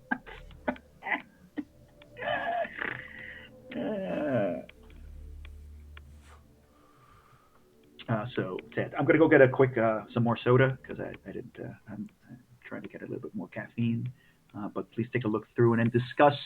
Think about how you guys want to proceed now, right? And Should trust in the white powder. Confused about, just give me a heads up. So we can presume that we can move forward now, and you guys can give. Of course, if you've accepted now, Nikholai, you can give him a rundown of what your job is in the situation, and also, as much information as you wish to give, and then we can decide. Now that you're all second level, and you finish your training, what are you going to do? How are you going to move forward with the information? And if you need more information, please, I'll be happy to ask. I'm just going to get some soda real quick. Please discuss amongst yourselves. Again, if there's other things that you think you want to do and any private stuff, send me a. And then Shay, don't forget, you have no idea what happened to all your friends. Shay, in other words, Yes. the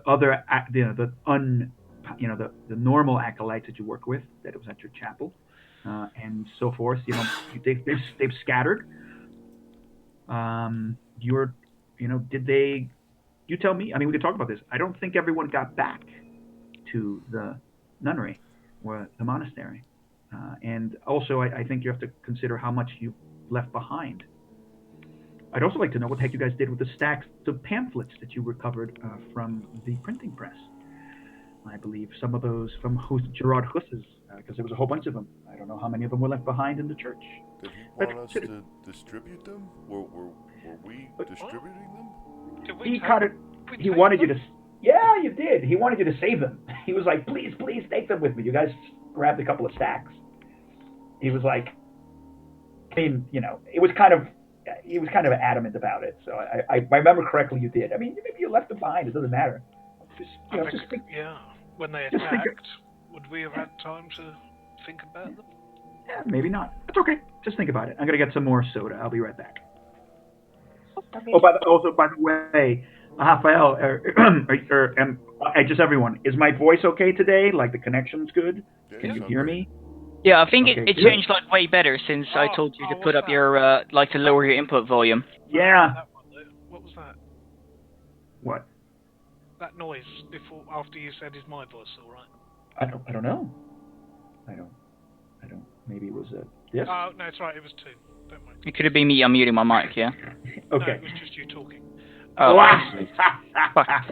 Okay. And Raphael, are you okay with my? I did warn you. I tend to talk really fast.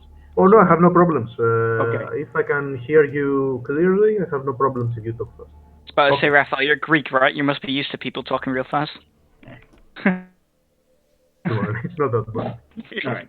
But Very That's cool. what all All right. people say. That's what the Spanish say too. All right. I'll be right And back. you're just standing like, ¿qué? Me cago en tu puta madre. Oui. All right. Well, going forward, we've got a few options, haven't we? El madre is.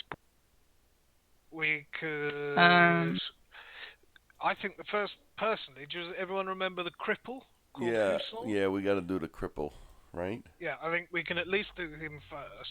He lives on Rue Blanche.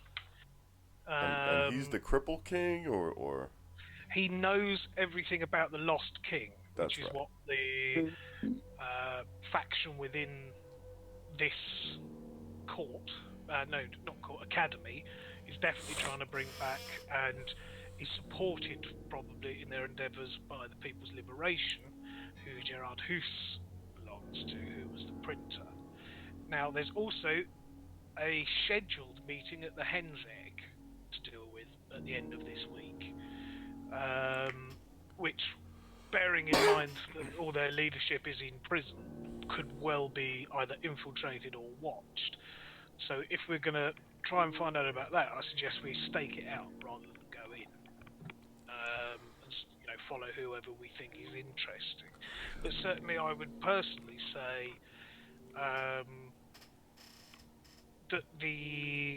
that we see the Cripple King, see what he has to say, not Cripple King, Cripple Husson, see what he has to say, then maybe stake out the Hen's Egg before the meeting, go there for lunch or something, so we know where it is, and then have a look around to see if there's any positions we can take up to spy on it during the night.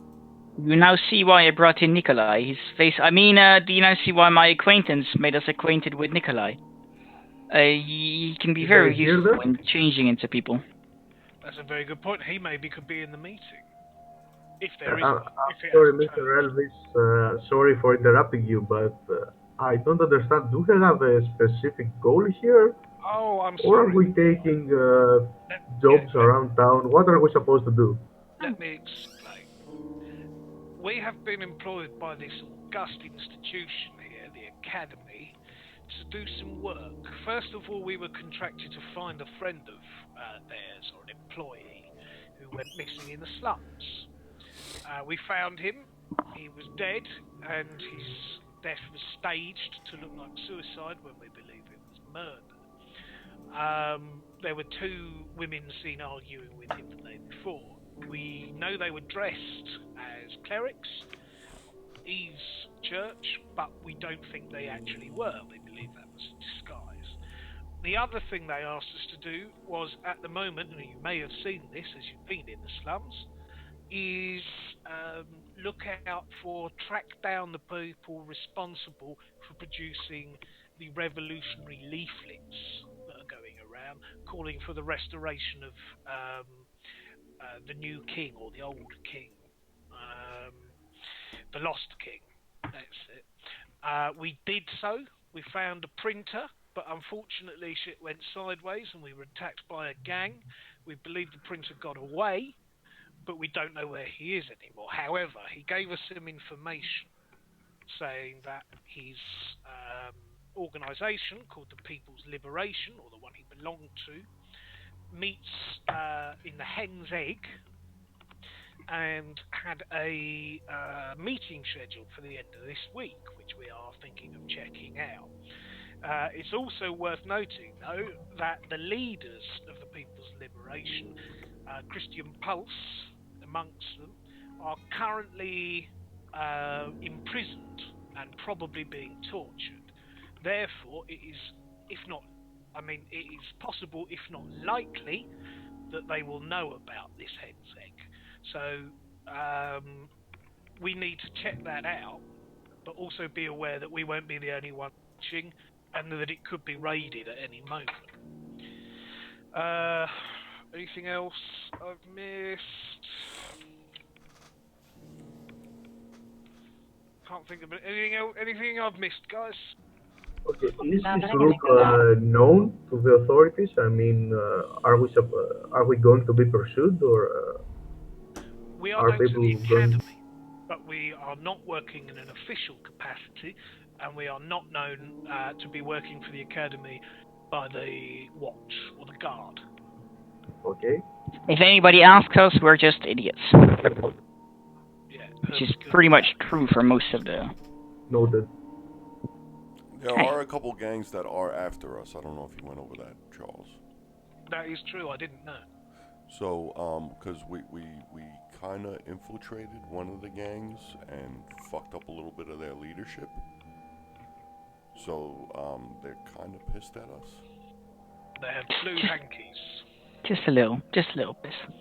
Yeah, they actually tore apart the slums looking for us. That's why And we there- had to escape. Yeah. Because they were looking for us. There is also another gang in there, Braegar, that we don't know much about, if anything. Yeah, I mean, you guys. Red sashes.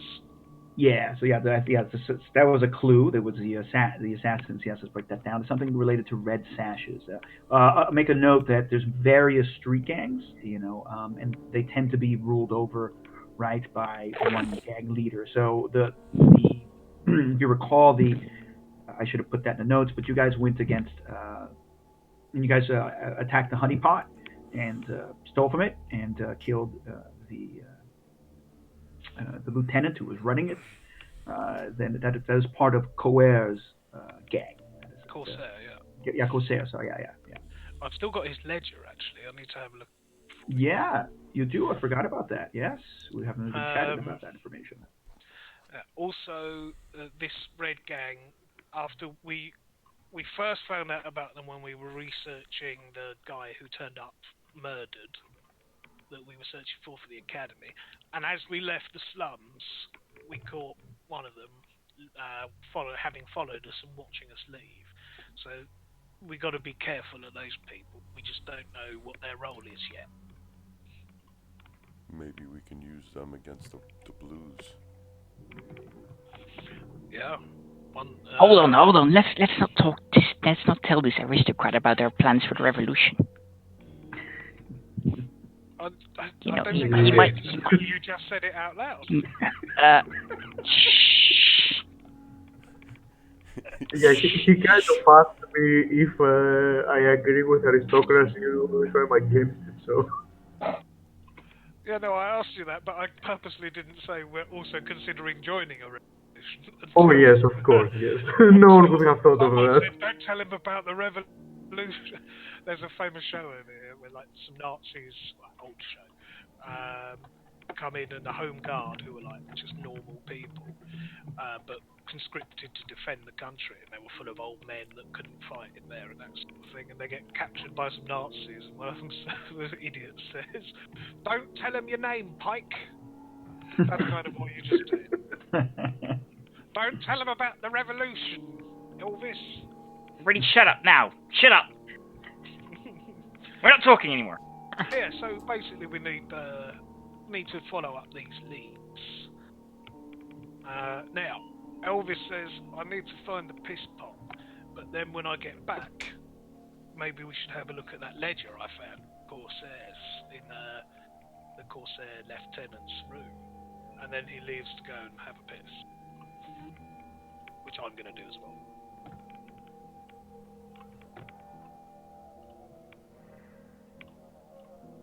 I will ask Herbie, so what's wrong with your crotch?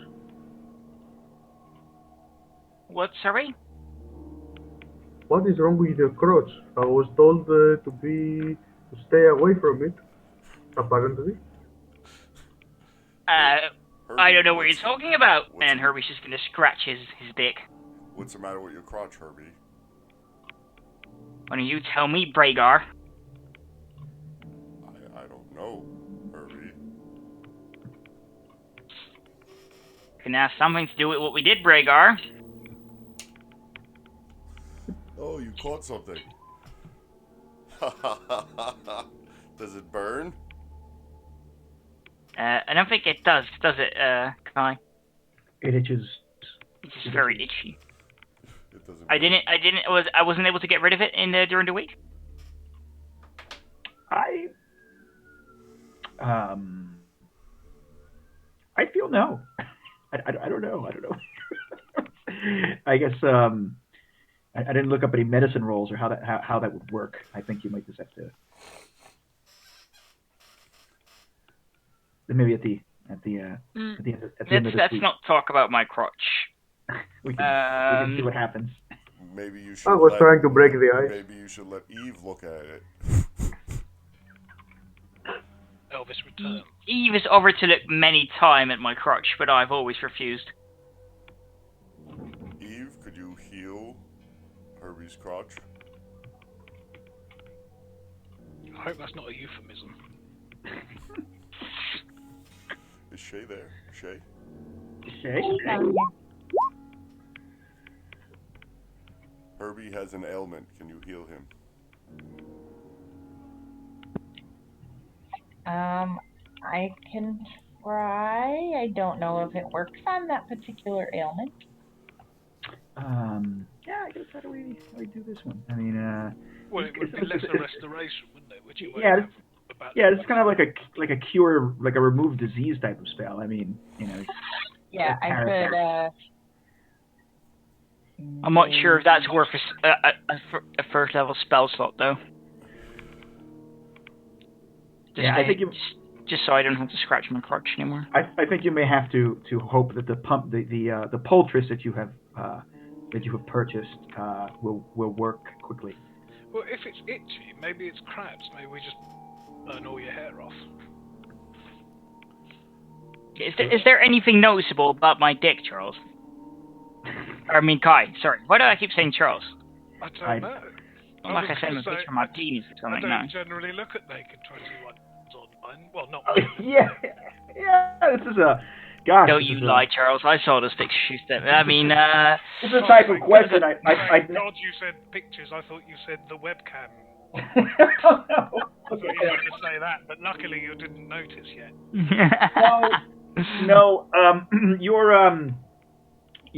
What Herbie notices is just that it is extremely uncomfortably itchy. I mean, I suppose that there must be some sort of like welts, I guess, that are making it itchy. I guess these things work. I don't have a medical I could degree. cast a sacred flame at it and burn them all up. No, stop! Oh, that's true. I've got a dagger. I could cut them off. Then they wouldn't itch. Do not dare all of you. Herbie's gonna like grab his rapier. All of you, stay back. You're right. Nobody's touching me. I won't use a dagger. It's probably too big. I've got a little kitchen knife here. Elvis, don't make me poke peeler. you. It's a fruit peeler. Elvis, don't make me poke you. Not with that thing. I don't want to catch Alright. it. Well, so what are we gonna do here? We're gonna go first. I mean, I think you're just gonna stay itchy for a little while.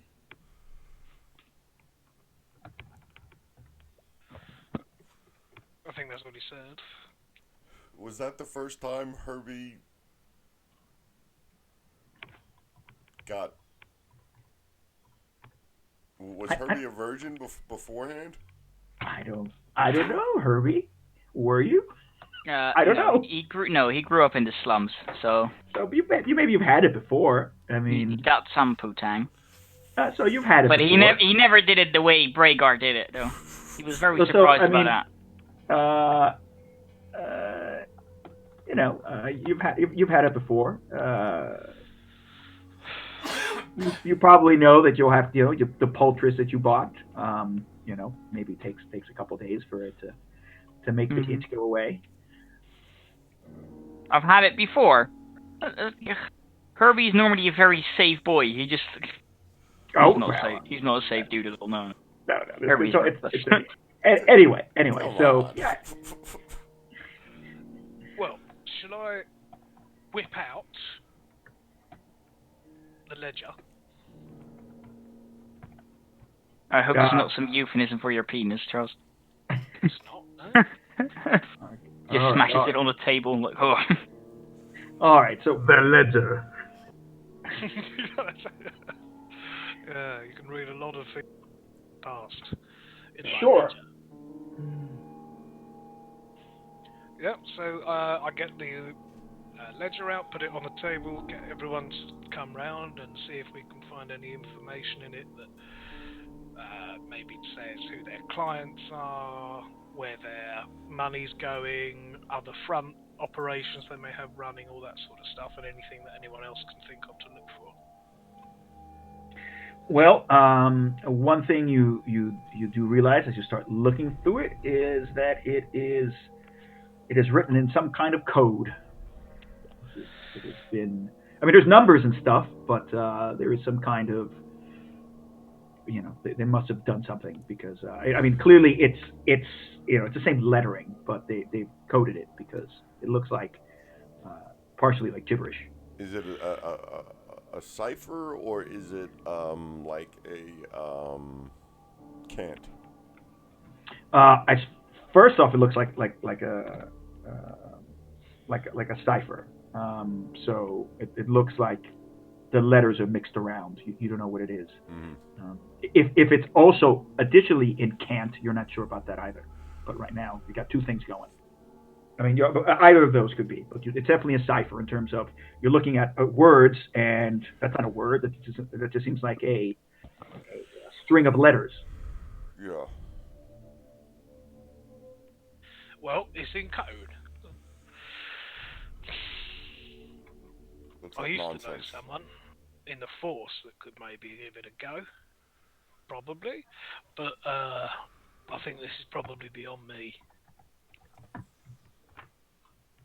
So it may take a while for you. I mean, you could try and break the code. Can I check to see if it makes sense for me? Anything? I mean, you look at it, and it's like this. I mean, you can see it's a ledger. You can see numbers, right? You can see all sorts of writing. It definitely looks like there's a bunch of information here, but it's you read high more than this, but it's fine. You can see that the handwriting is simplistic. It's definitely not elegant or calligraphic. But the only problem is it's a jumble of letters. Would I recognize it as some type of thieves' cant? Not that I can necessarily read it, but that's probably something like maybe a human gang used or anything. I mean, yeah, you don't know human thieves' cant. You know halfling thieves' cant anyway. Mm-hmm. Yeah, but I thought we agreed that I could recognize it. Oh, because there right. was a lot of thieves' cant used in the slums by humans too. Oh, okay, yeah. No, I mean it's a problem. It's not. It's because I mean it is ciphered, right? So maybe it's a letter substitution cipher or something. For us to recognize the language, we'd have to. Yeah, first you'd have to decipher it and then read the language. Well, as I say, I probably know someone who could decipher it quicker than us, but I can't take it to him anyway. Yeah, that might be. If we know him, then we might have to go, figure out a way to get this to him. Now, this letter, is it information that we want to share with the morons in the school? Or is this something we're keeping close to us? This might be more useful to us, because they have no interest in the Corsair gang. Our interest is staying alive. So would this information, would letting them in on this information hurt us in any way? Honestly, don't know what's in it, but I doubt it personally. So maybe there's a linguist somewhere in the school grounds? Yeah, we could give it a go.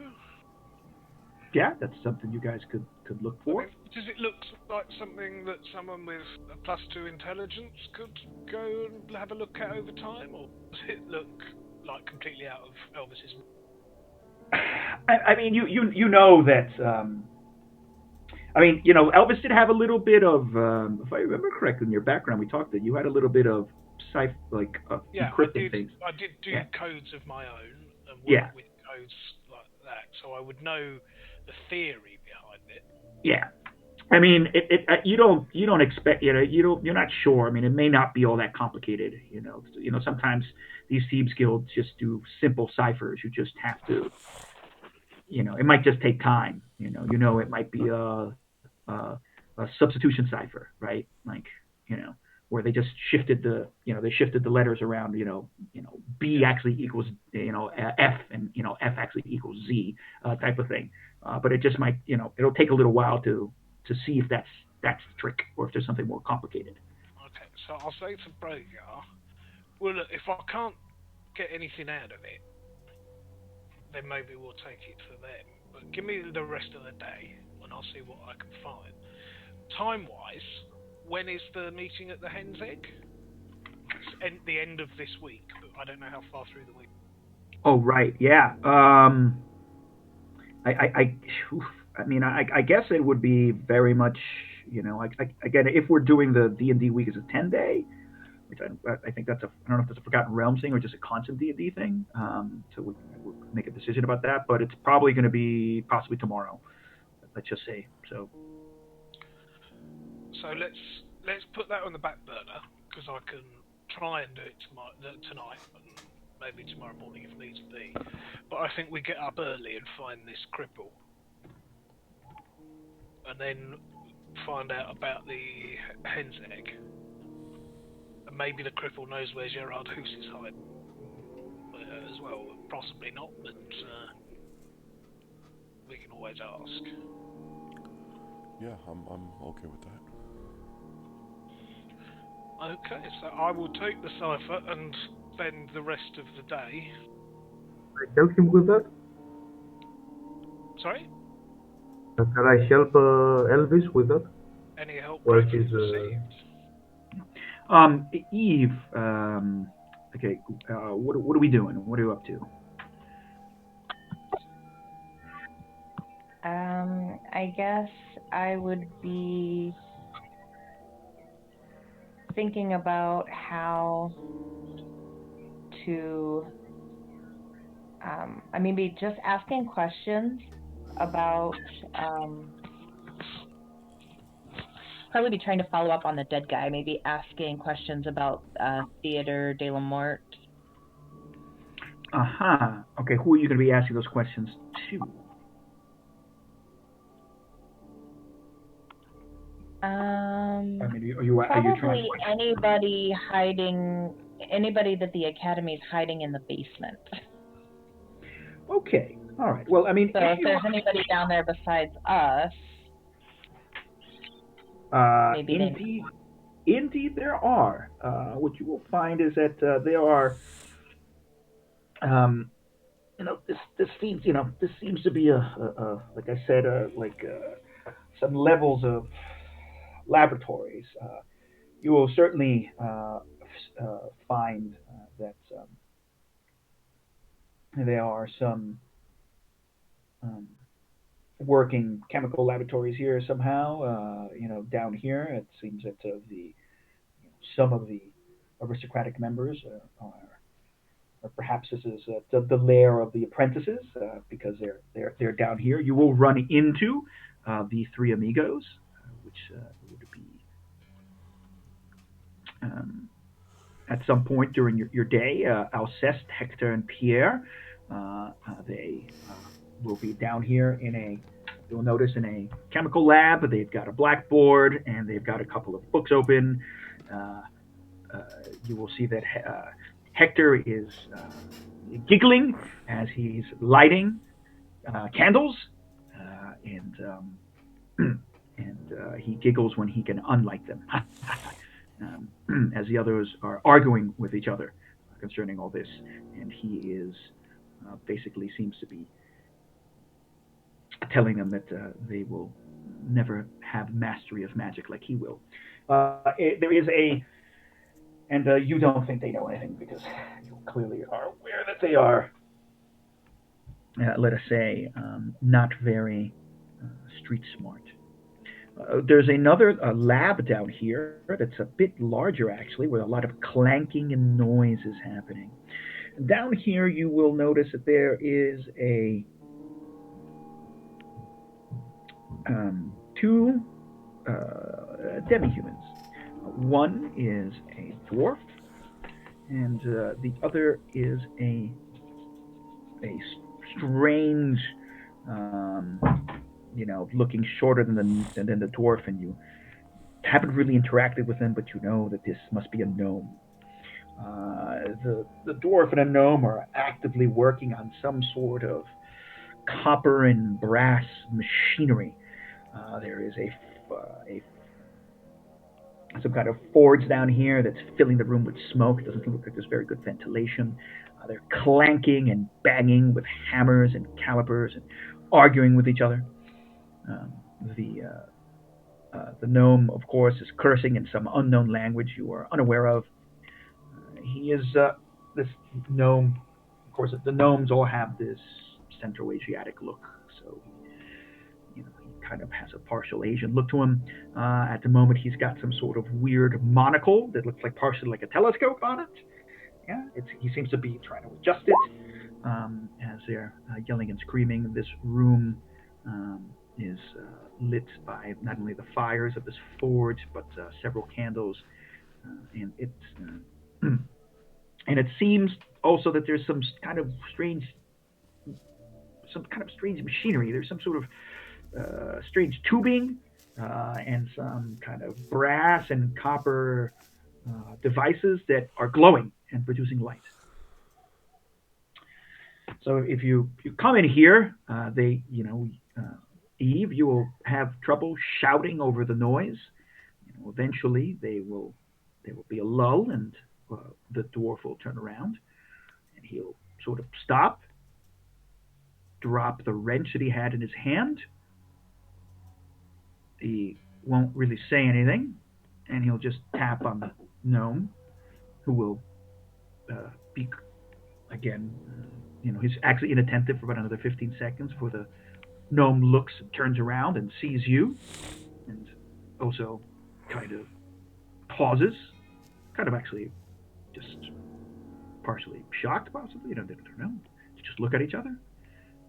The gnome says something in a language you don't understand, and he looks at you, and he looks at the dwarf, and he's like, da, and he starts talking in High Mordantish. Do you know High Mordantish, Eve? I do not. Mm-hmm. So he yammers on in High Mordantish, and you don't respond. And he's like, okay. And so he switches to Low Mordantish. What are you doing here? Who are you? Has he? Is it Lucian? Has he sent you? It is not ready yet. Why is he so impatient? It is not. Tell Lucian it is not ready yet.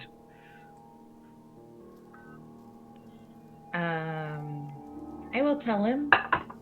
I'm actually a representative of the Church of Ezra, celebrating life and the living, like yourselves. And I have come to investigate the death of a friend of mine. And I was just wondering if maybe you guys would have happened to have heard about a Theater de la Mort. They look at each other, and the dwarf sort of bows a little bit. He says, my lady, please. I am so sorry. My friend here is rude.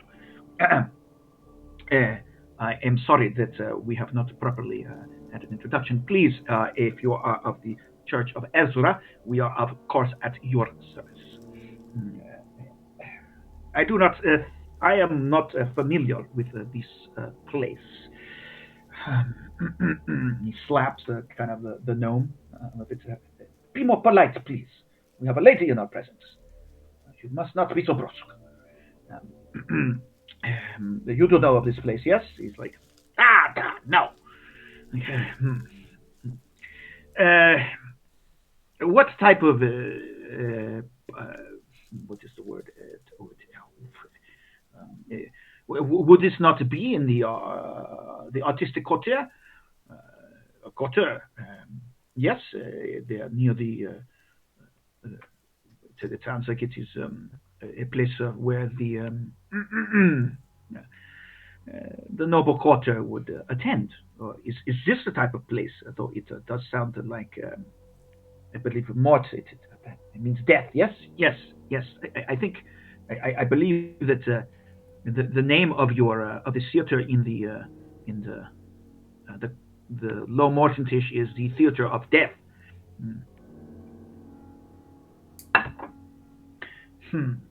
I do not know, but let me think.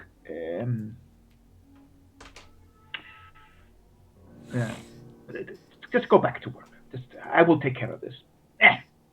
The gnome goes back and he starts clanking and working on something. And the dwarf comes up and he again he says, "My lady, this is not a good place for you to be. You are clearly." This is a noisy and foul place. I do not know why they sent you here. Come, let us go outside. The smell is worse. Is worse in here. Thank you. Okay, so he will take you outside, and again, his manners and his dress a bit do remind you of the blacksmith that you found near the docks. He says that I am sorry. My name is Gershon, my lady. So I do not think that we would know of such a place, but it is possible that Lucian will know. Do you know who Lucian is? I do not. Where might I find him? Okay. This Lucian Lechon. He's a very demanding man. I will say like this. Lucian, he is one of the many members of this academy, and I'm sure that he is a bit of a what is the word of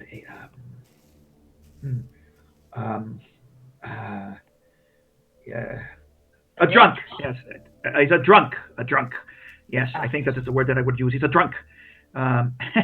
Yeah, he very much enjoys, and he is a man who lives a life of as I would say in my language. He says something like, his life is unholy. It is of misdeeds. He is not as we are, my lady. He does not respect that from beyond. He may know only because I am sure that he surrounds himself with criminals and scum. Please don't say I said that. That sounds like the person to ask. Yes, of course. But my lady, please, you can go down this hall and upstairs, and please be careful. There are any dangerous things down here. I don't even know why they let you down here without any guidance. But I hope that you will find your answers, my dear lady. Thank you very much for your help, and I wish you the best of luck in your creations down here. He bows, and I must get back to work before Lucian comes calling. May the light of Ezra shine on you.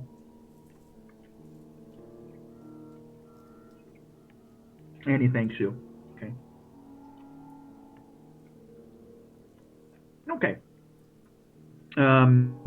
So, if you go looking for Lucian, I mean, now you could.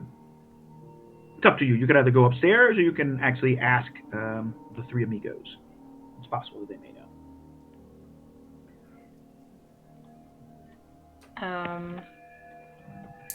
Well, I would probably follow the guy's direction to find Lucian.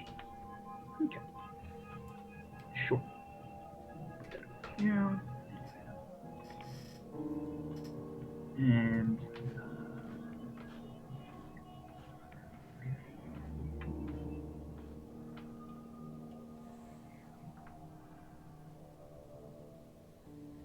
so I'm going to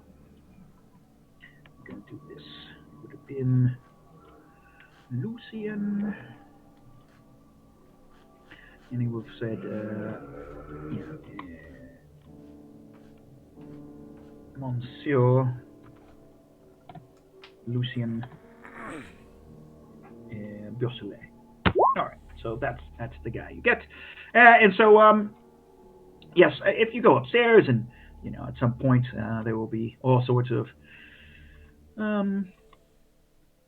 gentlemen, and it's always gentlemen going back and forth, in the main halls, and they seem to be arguing and carrying paperwork and carrying chemical things and telescopes and so on and so on, all sorts of things happening upstairs.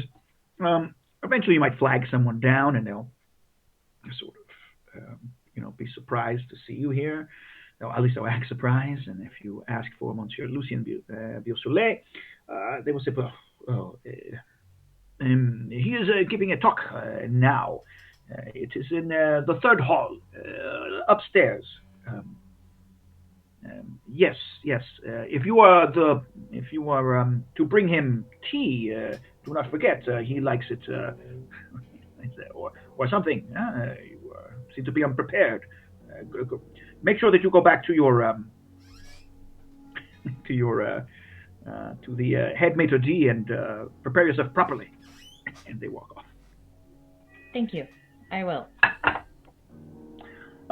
So you will go upstairs, and there is these lecture halls here, and this vast, this is like a half museum, half aristocratic club, and half place of learning, and so sorry, just chomping on some food here. This man was giving a talk, and you'll see that there is a small lecture room that is filled with maybe 24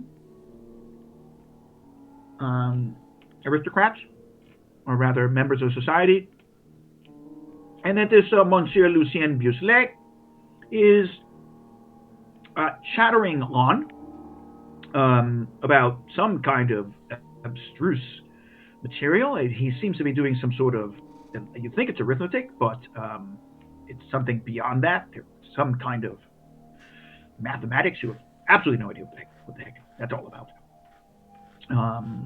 And it goes on for about 25 minutes, as you kind of come in.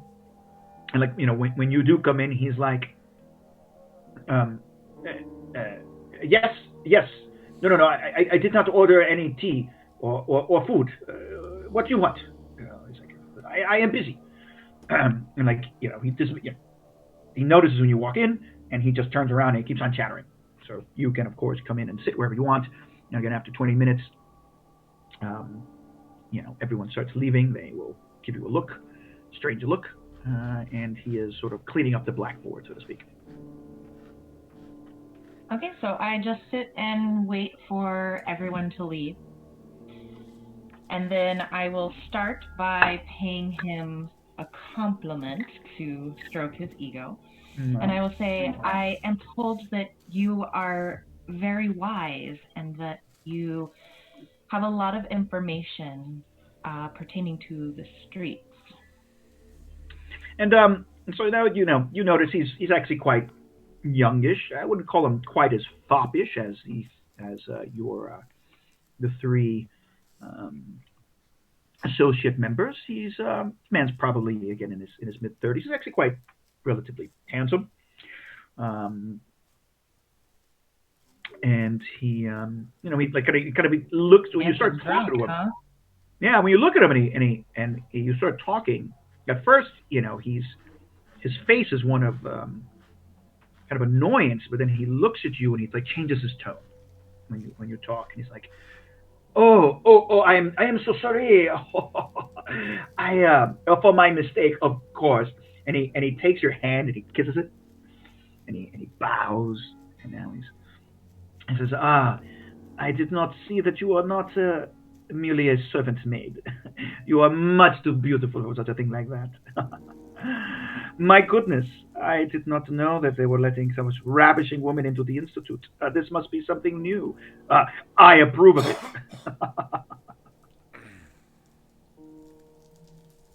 And he's like, Thank you for your kind words.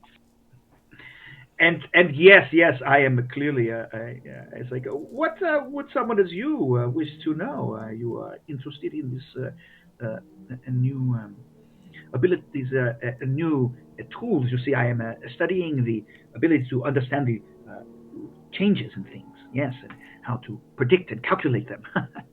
uh, so, are you as intelligent as you are beautiful? Well, although that does sound very interesting, I'm here on official business, investigating the death of someone close to my religious order.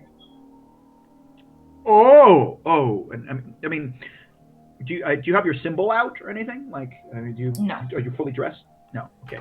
Yeah, I'm dressed, but I don't have it out like available just to see. Oh, you are religious order. What a shame someone as beautiful as possibly intelligent as you would be involved in such a thing. But I will not judge, of course. Why don't you come with me as we will discuss this over, say, some brandy in the sitting room? Come. And he takes your hand. He tries to pull you. Okay. So he'll pull you along, and he's clearly trying to, put on all his charm. And he's like, "Oh, what is your name, my the beautiful Mrs." My name is Eve. That is a lovely name, of course, to match a lovely woman. And he takes you down past some of these to probably floor of the institute, and through some hallways. Again, he finds a sitting room, and he comes in. There's probably some men, you know, smoking and chattering, and you see him sit, and he claps his hands, and from the corner a serving maid comes, and he says, and asks for some brandy and some glasses, um, and he seems to like, you know, he greets these gentlemen, and he says some things in High Mordantish. You don't know where they are, but eventually they all leave, and they leave you two alone in this in the room. But with the maid is there. And he's like, please, I notice that you do not,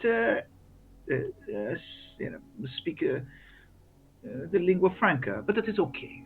I am quite conversant in the language of the streets. Unlike some of I his. will then say a short phrase in the other language that I know, just to see if he knows it. Mm-hmm. Let's see.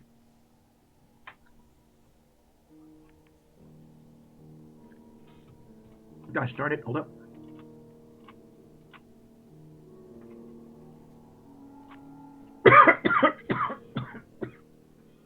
I'm sorry. He's like, oh, and he tries to reply, and he replies in a very heavily accented, broken Barovian. Okay. Where's Toon? So he doesn't sound like he's fluent in it. He's like, oh, right here. Now I understand. You are one of the raven-haired beauties from the far lands outside. Oh, of course. Your beauty is even beyond those of the Demolys born. I now understand. You are exotic. Oh, I am so glad we have met. And of course, he's getting quite flirtatious and touchy. Please have some more. And he tries to refill your brandy. I just sip it, and I say, well, I was told of your intellect and your knowledge, but they never told me how handsome you were. And he's like, it is because they are jealous. There's so many of them, men here. They neither have half my intellect nor half my charm. I can see why they would be jealous. Now, if only you could help me. See, I'm looking for this theater. I don't know if it's a group or if it's an order. It's called Theater de la Mort. And he raises an eyebrow. Oh, hmm. Interesting. Ah, you do not strike me as someone who would be interested in such morbid things. Yes, yes, I know of this Theater of the Mort. It is a wildly decadent and rebellious place. It is tucked away in a shadowy corner of the Quartier Vieille. You do not look. Well, it sounds like you're very familiar. Perhaps you'd like to show me to it sometime? Oh, well. And he says some things in High Mordantish. You see a big smile go across his face. Why, it would be my pleasure, of course. Oh, well. But we must get you prepared for such a place. Yes. Well, I do know that they have nightly shows. It would be my pleasure, but even tonight it will take you there. But you must understand. You must understand that we must. It is quite a risky thing to do, of course. You see, because their plays are not only ribald, they are decadent, they are obscene. Some say they are rebellious. They are things that not all the members here would understand. They would feel threatened. It's a place where people are free to speak, even of politics. But I am not afraid of these things. We can keep it just between us. Oh, of course. And he takes you, and he's like, he takes your hand, and he's pawing it, and he's like, it will be my pleasure. Perhaps even we can have some refreshments afterwards. I know some of interesting places in the Quartier Vieille. Some people say it's dangerous. I'm sure that some of the men here would never go there, but they do not know what they are missing, you see. They live their lives little close-minded fools. One must live a full life. As long as I have you to protect me, I'm not afraid. Oh, of course. And he pats his, he's like, do not think I will not go there fully prepared for battle. I will surely protect you from the miscreants and the scum and these almost humans who live there, my dear. No. You shall not come to harm. Not on my watch. Excellent. Then where shall we meet? Where shall I find you, my dear ravishing beauty? Say we meet out back of the academy, the back entrance tonight. Oh, you love to live dangerously.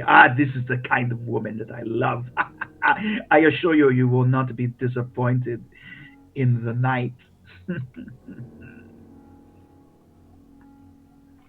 And he picks his guy, so he's like, of course, madame, come. And he gets up from the set, from this fancy chair, and he sort of forces you up. Like, not forces you, but he pulls you, put your hands up, and he's like, and he grabs you, and he's like, and he dances. He tries to dance you out of the salon. And he's like, if you let him, he will. And he sort of whispers in your ear. He says, "You are one of the most beautiful women I have ever seen. I am very, very excited to see you tonight. I hope that your religious order does not mind you living your life fully and having some fun. I will show you a grand night tonight, my dear." As long as you're living. And he does it, of course, and he's totally flirtatious, and he's whispering in your ear, his hot breath on your neck, tantalizingly, and then he does the kind of a dance move where he pushes you off, almost, and he dips you, brings you up, and he kisses your hand, and he says, "Till tonight, my dear Eve." I can't wait. Oh, and he goes off singing something in French. I'm sorry, High Mortitish. Okay, now I'm going to go look for everybody else, and I'm going to tell them I got a lead, and I'm going to follow it up, and I'm going to try to have them follow behind us far enough that hopefully they won't be noticed, so that everybody knows where the Theatre de la Mort is. All right. What are you going to do this, Steve? I'm going to be right back. Tonight, we're going to meet out back of the academy, and he's going to take me to the Theatre de la Mort to a show. Okay, did he tell you where it is? Where roughly it is in the city? In the rough area of town, the dangerous part of town, he said. Okay, well, of course, yeah, I'll back you up. I'm assuming everyone else will. Just for security purposes, I don't know if this is even relevant. I know it's doable, but are you afraid for your safety? Because one of us could impersonate you, Eve. That is very interesting. Well, I don't know. I think Eve can handle it. But I think it's kind of a you can observe as you see what's going on. Yes, I will not call any attention to myself. I will just be there, simply enjoying a date. Well, as I say. Are you sure you don't want me to go with you as your chaperone? Herbie, I think you need a chaperone. And she points to your itchy crotch. Pardon me? I don't think... Oh, sorry, you don't mean chaperone, do you? You mean carer. Care in the community like a social worker. A nurse. I'm actually the one studying to become a social worker, Charles, so fuck you. I love that. I can see you now going, "Come on. It's even better now. You can give up drugs, it's no problem." He says, "No, I can't." "Hey, fuck you, client!" What are you talking about? Stop using. Hey, fuck you, client. That's fucking awesome.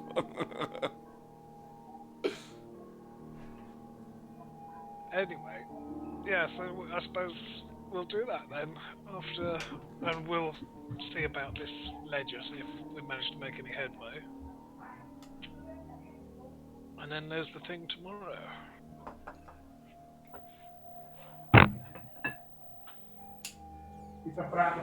We still gotta see the cripple. Yeah, that's tomorrow, I think. Tomorrow morning we're going to do that. Then have lunch with the hen's egg. Check that out. And then as we're walking around that area, see if we can find some place to stake it out that night.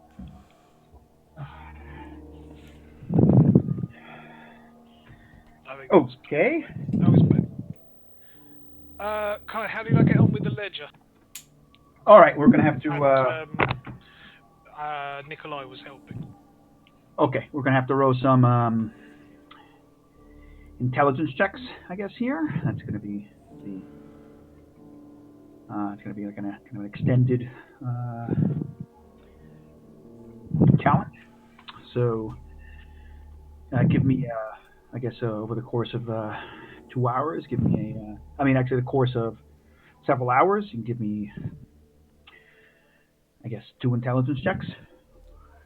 Do I get any bonuses or advantage because? I mean, yeah, you get advantage because you're getting help. I mean, there's a question. Does Nikholai actually? Does Nikholai have anything in linguist? I mean, does he have? Do you have history? Do you have any ability that Yes, would I assist? have history. Okay, you have history. All right, so maybe you probably know some historical ciphers.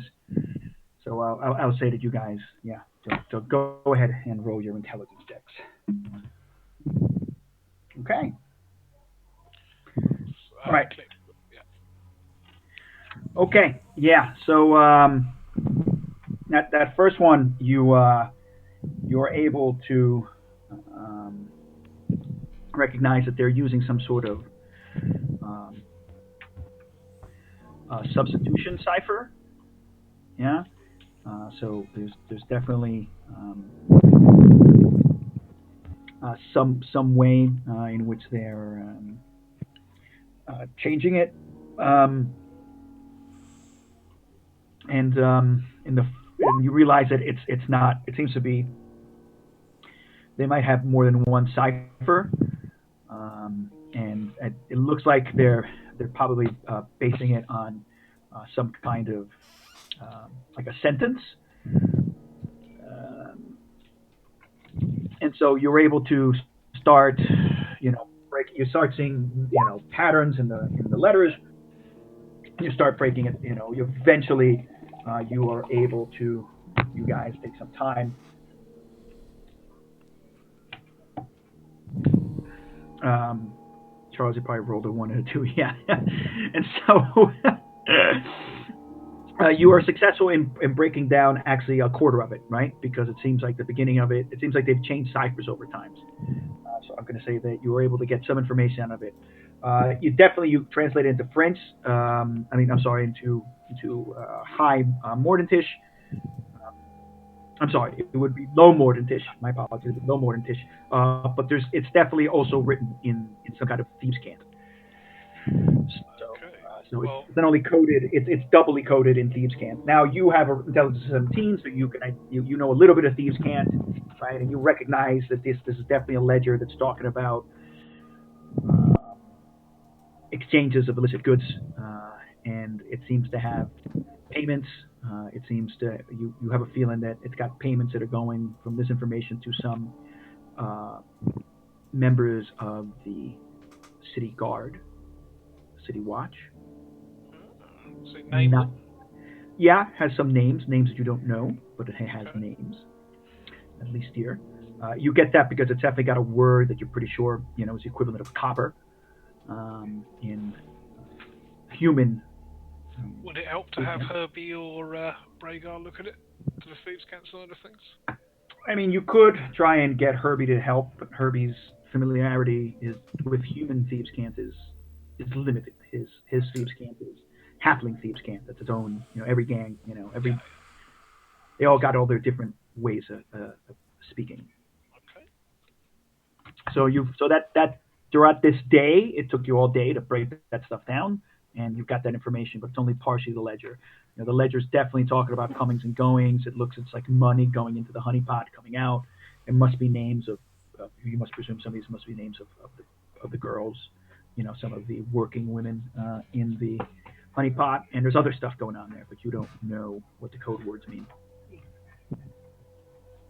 While we're doing this, I would also like to ask Elvis if this place here is safe, or is a safe place here where I could stash something. I say, realizing that I speak Borken in Borken, yeah, this place is pretty safe.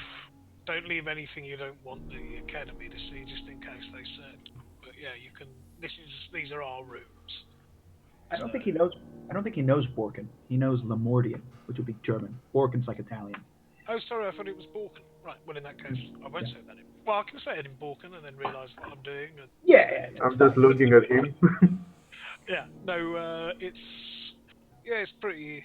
I mean, if we fall out of favour and can't come back for it, then fine. But as long as we're living in don't think it's a problem to leave stuff. Okay, so I would like to go and fetch my painting. Is it possible? My portrait. I mean, you're gonna fetch it home, right? You're gonna go wherever it is that you sleep, or Yes, I would like to take it and bring it back since I have now. oh, it'll I would probably be staying with these guys. Yeah, so I would like to go and fetch okay. and bring It it will take time. where we're. Yes, This is a massive. It's fine. It's a massive city, right? So this is all happening during the day. It's totally cool. Um, Can't it? Did the ledger say anything about what the illicit goods are? oh well. Yeah. So it definitely seems like there's some reference to things like stolen goods. Um, and you're pretty sure that. I mean, you know. We talking weapons?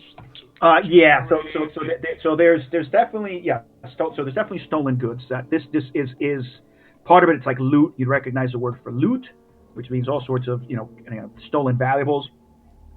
You definitely know that there is some kind of you notice that they must have there's probably some street word for guns, i.e. muskets. So they must have muskets somewhere. And it seems that they've definitely got and something you definitely know this. Like you see a name that you remember. Yeah. Can I ask one question? Are we like when are we still preparing to go to the theater, or are we already? No, I believe this is all happening during the pre-theater. This is all happening during the day. Oh, okay, good. So you see a name that you know. It kind of glares up after a while, and it's associated with the human trafficking rings that you were trying to bust many years ago. What's the name? Okay, so this would be.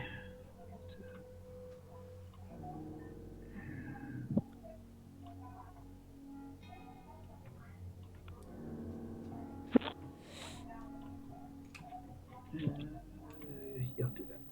Wait, give me a second.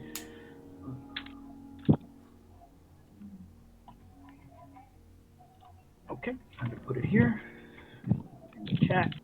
I was going to say Dave, but I suppose it's French. Yes. Le Dave? Le Dave, yeah. Ramon.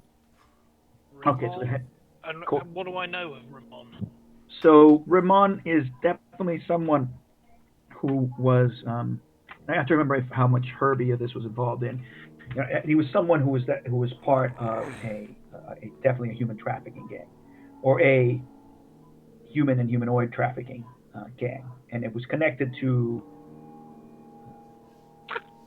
definitely connected to those inhuman things that were involved. Yeah. So that name pops up because he was someone that you had cornered. Yeah, you'd interviewed him and gotten some information out of him because he was someone who was running. I would say he was actually helping to run ships. Yeah, because part of the human trafficking is human trafficking coming from across the Sea of Sorrows through the mists from other places. Okay, cool. What would I do with that information? I suppose I would. Is Eve back? Well, I'll wait till Eve gets back and I'll tell everyone what I know from it. Yeah, I mean, eventually Eve would come back after maybe an hour, or actually probably an hour and a half maximum. I think not even that long wandering around this place. Something like this. Yeah. Okay. Well, when they're back, I'll say, right, we managed to get at least some of it decoded between us. What does it say? Well, there are exchanges for stolen goods, payments to some of the city guard. We got their names as well. Payments to, the police on their payroll, the prostitutes they employ. But one thing stood out. I don't know if I told any of you this, but before I was forced to leave the city, I was involved in an investigation into a ring of human traffickers. During that investigation, I went undercover. Before that, though, I got some information out of one of the people helping to run the game, the lieutenants, and his name was Ramon Corciara. This guy was bad news, and I had a chat with him, and he gave me some information that led to me being able to get into this game, basically. They are some of the most despicable people I have ever met, and I have met some very despicable people, and Herbie. And, Fuck you, Elvis. Fuck you, client! Anyway, I will tell you something that I've not told anyone before, not even my mother.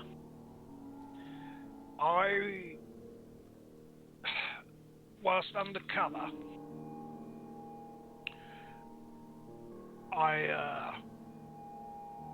he's just scrolling through his backstory quickly. I followed some interesting looking characters. I had translated this ledger that let me get to sort of the head of operations for headquarters. And I saw some people going in, never seen them before in my life. And I followed them in, and it was a fucking nightmare.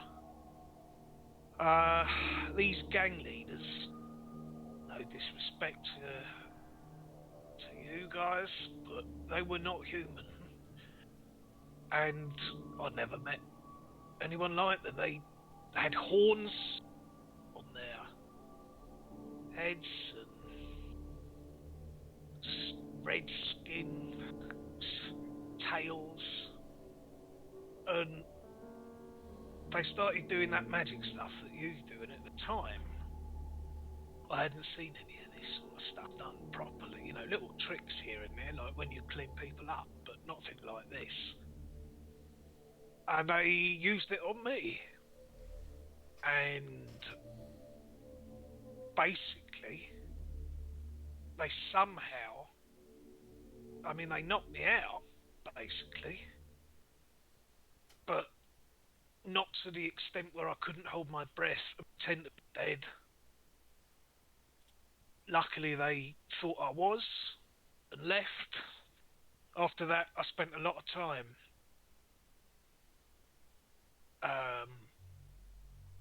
with a guy from a university I met, learning their language, trying to get an insight. But to be honest, I snapped, and what happened after that was why I'm on the run. But the point is, this person is bad news. If we can find him, we have to. In terms of what we're doing now, he's got his fingers in every pie. He might know something, but does he need to die? Operation of course he needs to die. They all need to die, but not I guess they need to know. Purpose. But what that means for us is this Corsair gang. They're a lot more connected than we knew. They're a lot more dangerous at the top end. Bear that in mind. But on the plus side, we do have the names of some police who can be lent on if we can find them. Yeah, that's everything we found out. Kai, have I ever heard of this gang?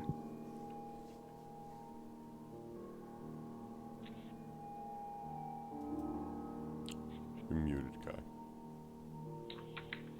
He might just be AFK. Sorry. I'll be right back then. Oh, no, okay, never mind. Yeah, go. I was eating, and I wanted okay. to make sure I didn't make any noise while Elvis was recounting his past. Well, let's see. I mean, I'm trying to remember. Would Herbie be involved in human trafficking? Would that be something? I think that is the reason Herbie stepped out of the game. Yeah, right. So he got involved into human trafficking, but he didn't actually want to be. Well, I gotta add a little bit to the why, because I gotta tell you, not only is a human, I hope we don't mind. So though, so trigger warning if I have to, or if somebody wants anything like this. But this human trafficking, there are human trafficking gangs here that just don't deal with adults, and regularly raid the culture of Bière. But you also know that some of the human trafficking, is people from overseas. Well, by overseas is not from the civilized crescent, but they come via the docks. So when you say raid, what do they raid, like an orphanage?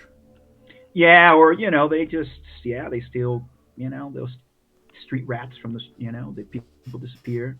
Sometimes parents sell their children away. Yeah. All sorts of things.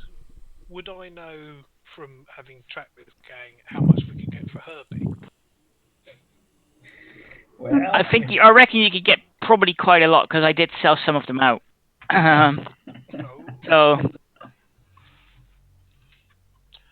yeah, that's what we found out.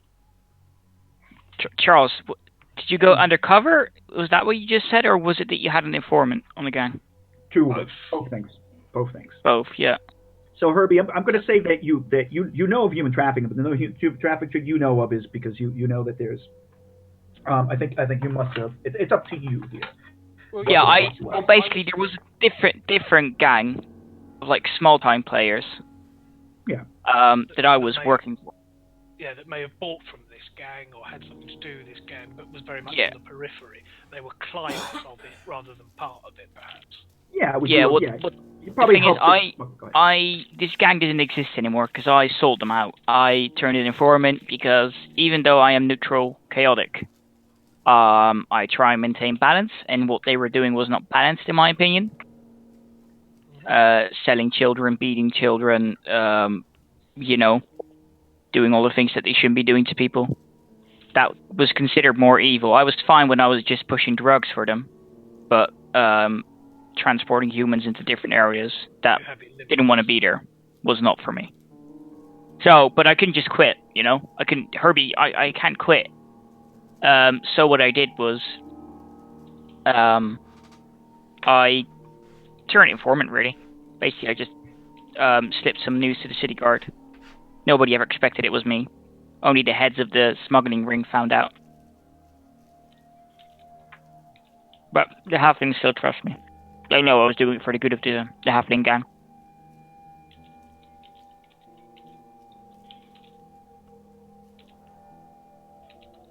And yeah, that's my story with trafficking. Okay. So, now we know all that. I presume that's for another day. We've got to concentrate tonight on the Théâtre de la Mort, and keeping Eve safe, and then get ready to go and find this bloke tomorrow.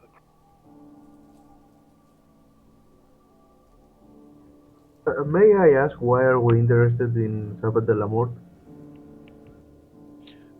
The bloke who was murdered made it look like a suicide. We found amongst his possessions a pendant that he was wearing with a picture of a mask on it and the words Théâtre de la Mort. It was actually lying like on the floor, like it had fallen off and been tossed. So it's lying on the floor. So it might have been his, or it might have been the attacker's. So we're researching this person's death and what happened? Yeah, that's one of the things we're doing for the academy. Okay.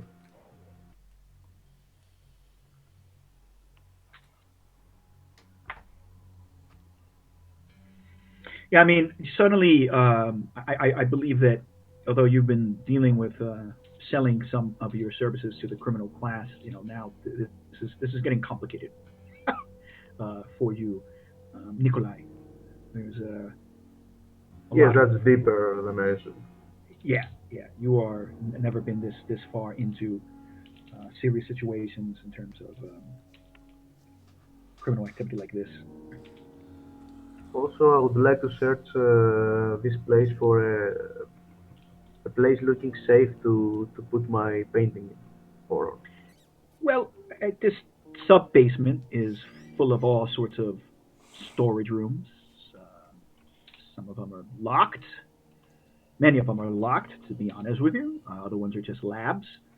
Um, I mean, it's I mean, is there a place that here that belongs to us? well, Like it's yes. I tried to explain the way that where you came in is there's a reasonably large room. It's full of crates and random dusty cobwebby equipment. There is a big table in the middle there. It seems like there have been some um, makeshift cots that have been brought down, or at least some sort of simple mattresses on the floor of a kind. And it looks like this is the room where everyone here is staying in. You can certainly tell by the stink of it. okay. So I'm going to put the painting, behind some of the crates, but I would like it to have a view of the room, Fine. Kai, I'd say like from the painting's perceptive perspective, to be able to see the room. Okay. Okay. I mean, so the painting is still rolled up, right? It's still like in a kind of a casing. I will unroll it. You will unroll it. Yes. Okay. Okay. I mean, so everyone notices, like, okay, so everyone notices that Nikholai is unrolling a painting out of like a big sort of wooden, cylinder, and he's draping it over some of the crates that are like been shoved into the back of the room. Ugh. Who's that? One of your inbred relatives? Yes, that's a family heirloom that I would like to keep around, if that's okay. Suit yourself. what is it of? Hmm? I'm sorry, what? What's the painting of? The painting would show a person, an older person. Uh, what do you mean? Like, what would you see, or what it is in Yeah, out of character? I think what it is like what is yeah, it depicting? Yeah. Well, what's the picture of?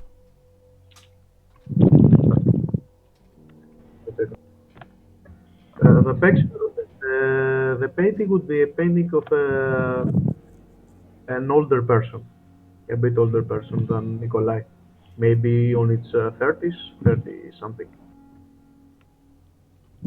What it is actually, it's Nikolai's pattern. Yes, but no, don't they don't have to know that. All right, Anthony, I moved my mic up. So calm down. So I just put it behind some of the crates, and I let it be able to see the room. Does it look like it's looking at us, or does it just look like a painting? It looks like a painting. I mean, it's not moving or something. It's the classic creepy painting in the old aristocratic house. Mm-hmm.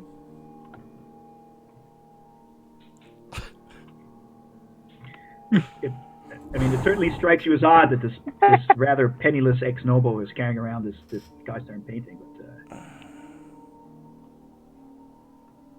I don't understand your customs.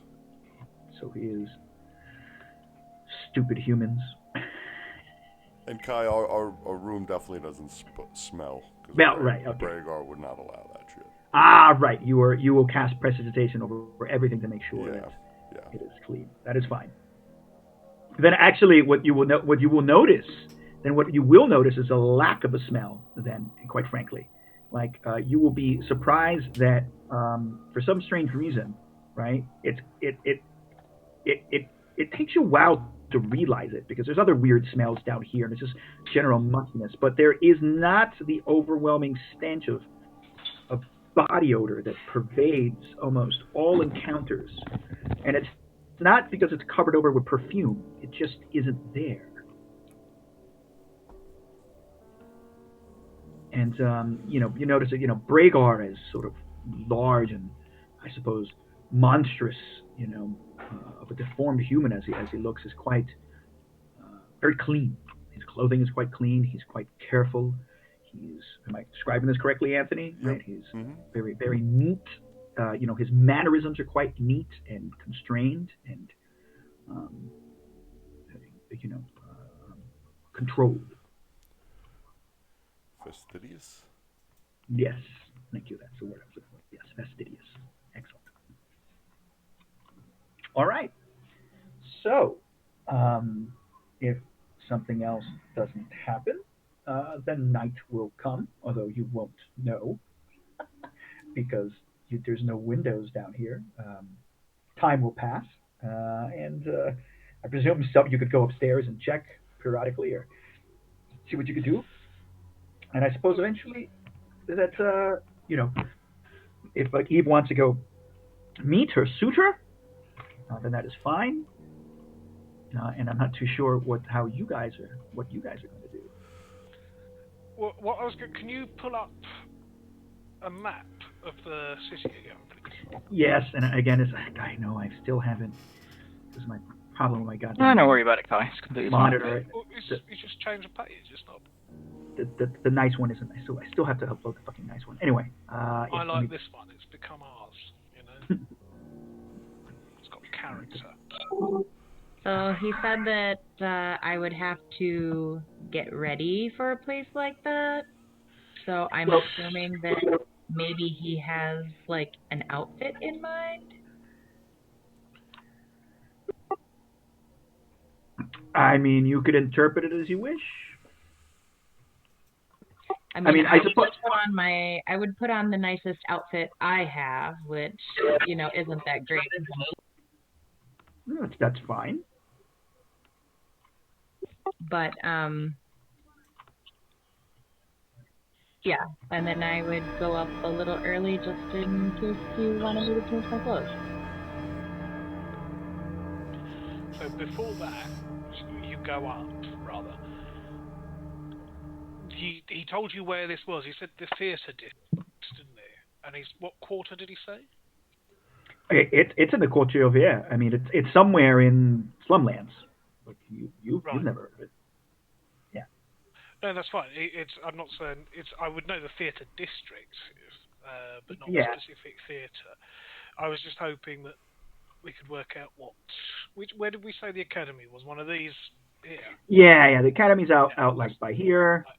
Yeah. Okay. And then you don't know where it is, but again, everyone's packed into this area. I mean, 70% of the city's right here. I was somewhere. hoping that there would be like a choke point they would have to go through, or be most likely to go through. There are too many bridges. I'm quickly going to eat dinner, guys. I'll be back in like 10, 15 minutes, maybe. Okay. All right. And if I don't come back on time, see ya. Yeah. Just assume that Herbie is going to put on this merchant disguise again, and he's going to take his official documentation, and he's going to cause a ruckus if he doesn't. No. Oh, no. Nobody's going to know. They just think Herbie disappeared for a night until he probably pops back up with some insane piece of information. He's not coming with us to the town. I did not think this through. I keep forgetting you guys do not know my merchant disguise. Herbie is not going to use his false identity. He's just going to dress up as an aristocrat. He's going to see if there's any clothes laying around that he can steal or use. Ask kindly. But I'll be back later. Good as eat. Okay. So, assuming that there's not a particular bridge that we know he's going to use, I suppose we just wait until we can see them leave and then follow 60 feet behind or something as stealthily as possible. Are they going to Those take who a are going. carriage? Yeah, they're probably going to take a carriage. So how are you gonna do this? Taxi, follow that carriage.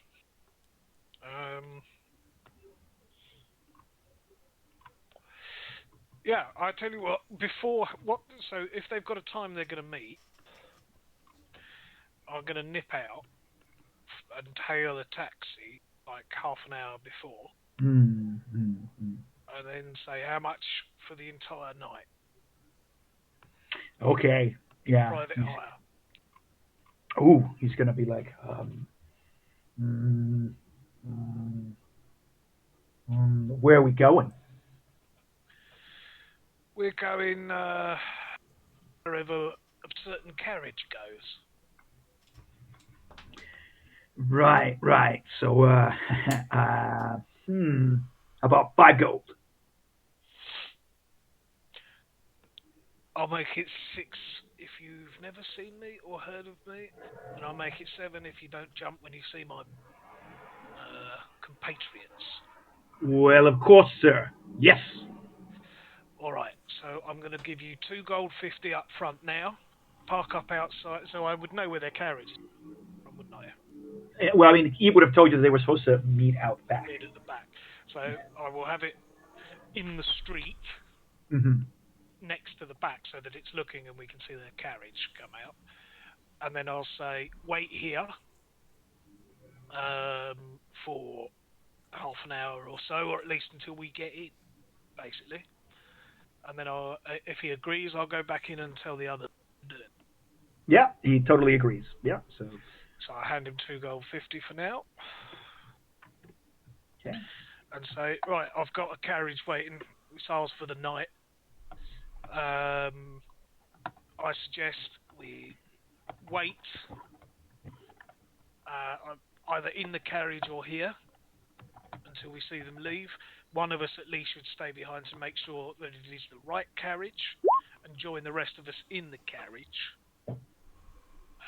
And then the driver is happy to follow.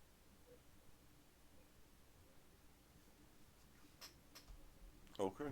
I believe we should be inside the carriage so he never sees us, and there's just a carriage following around. Or one of us, perhaps the sneakiest of us, that's 2, should wait by a window and make sure we see them get into the carriage. Otherwise, we could be following the wrong carriage. And when the carriage pulls out, just run up to our carriage, which is parked literally outside the door on the street. We don't want to follow too close anyway. I'm happy to do it. So that would mean... Sorry. Would that be suspicious to him if someone was just looking at his carriage? I don't believe we need to of be course sneaky it would about if you it. stood right next to the carriage, but we're not going to do that. We're going to stand at a window overlooking the back door. No, yeah, that's what I mean. I don't think we need to be sneaky about it. Just stay on the road and watch which carriage is going to be in. But I don't think that's there is a suspicious. wall. We can't see from the carriage that we're getting into. Oh, maybe we can. Kai, from the carriage we're getting into, outside on the street, is there a wall in the way of where they're meeting? Or can you see directly into the courtyard? Well, let's. I don't have. I don't have. I'm not going to say I have a great map of a layout of the. I'm sorry. Let me just move you guys and remind us of what it looks like. Let me get out of here. Sorry, I'm still. Sometimes it's so hard to move the map. Yeah, especially since they changed it. It's stupid. Yeah. So, yeah, it looks like this. Yeah. So we can imagine that. Front, right? Yeah, that's the front. Yeah. So there must be a back area, right? Some driveway or a road that you can get back into. I mean, clearly this is a modern picture of this. Let's imagine it's the actual, 18th century version of it, and what you would probably have is that you will have. Shut that sound off for the moment. Is that there's a bridge? Like what you're actually looking at, there's a bridge overlooking a little canal that goes over here, right? And it's like there's some parkland in the back, and probably some parkland surrounding it to the left and to the right. So, there is a road. No, I'm not exactly drawing, but I would say that you could definitely like park a carriage over here, right? Or you could park a carriage, over here. This is a street. Yeah. And nothing stops you just parking the carriage right in front. Yeah. Right. Okay. So the back area is not walled. No, yeah, no, it's not necessarily walled off. Oh, I mean, in that case, that's my bad. For some reason, the thing I had in my head was nothing to do with reality. I don't know. I mean, I guess is there an entryway over back here? I mean, there might be. Well, as long as we can see them getting into cat. I think what you would have. I mean, it's a big building. It depends. It depends on where they get in. But how about this? Well, that's the thing I was worried about. Yeah, they'd have to come out either the left-hand side or the right-hand side, right? Somehow around the building to get out. So I mean, it's not. I want to say it's like highly walled. It's not a fortress, but like, is there a carriageway entrance? Is there maybe some kind of separation between the parkland and the very back of this? Maybe. But is it visible? We can just say, is there a way to figure this out? Could you put someone on one corner of the building and one on the other corner of the building, and as soon as they come out, you'll run and chase them? Yeah. Here's what I'm thinking: is if the back of the building is like that, and they meet here, for example. How far away is our room to the back of the building? How many feet, Kai? Oh, but you guys are down in some sub basement. You know what I mean? You guys are like down like two stories. You don't have any window. Is there a room like that we're familiar with above, like in the main floor? You guys near the back door. You guys haven't explored very much, and they've been kind of adamant about you not wandering around very much. They don't want you to be seen.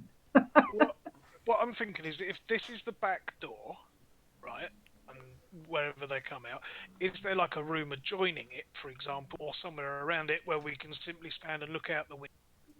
Yeah, I mean, are there places that you could see a carriage pull up from the back? Yeah, like back here? Near the front door, yeah. I mean, near the back door. The back door. Sorry, yeah. Sure. I mean, yeah, it could be. Yeah, well, then, I mean, look. I mean, this is a huge like mansion-like place. There's all sorts of windows and things like that. Yeah, but there's only one back door that they're going to be meeting. Yeah. I have my familiar. Yeah. I can just put him outside. I just need to be within 100 feet of it. Yeah. Perfect. There you go. Perfect. So we can all wait in the carriage, and then your familiar can fly in. You all can wait in the carriage, and once I get the signal from you can wait in the carriage and send your familiar out, can't you? I've got to be 100 feet away to get his sight and shit.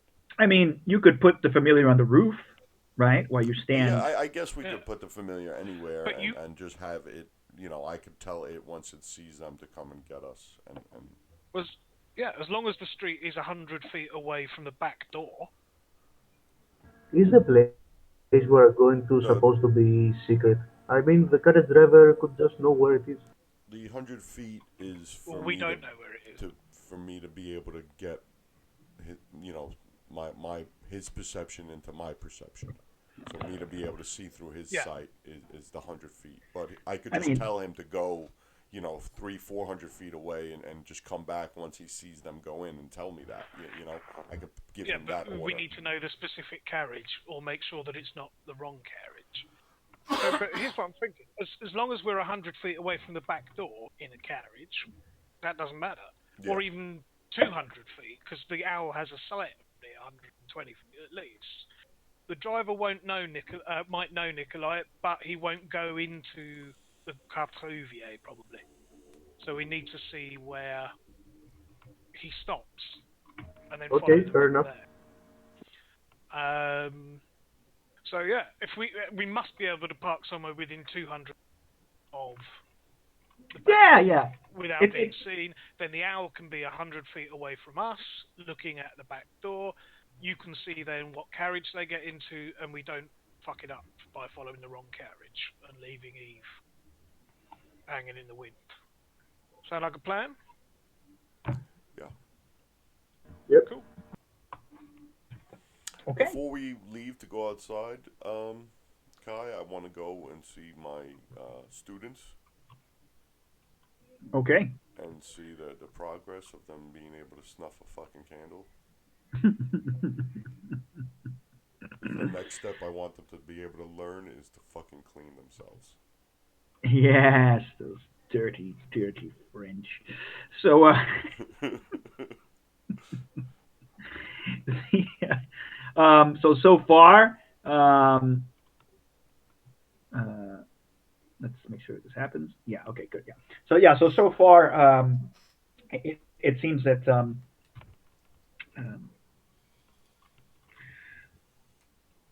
that Hector has been successful in figuring out how to turn it off.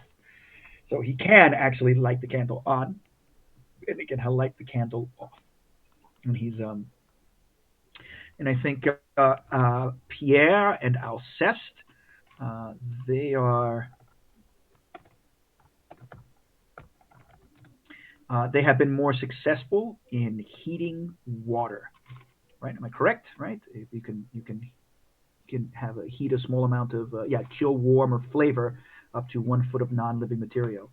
So they are fantastically engaged in being able to both cool some water and to warm the water. And they're in competition now. So they are slowly sort of getting it. But they're arguing about the pages concerning making an illusory image.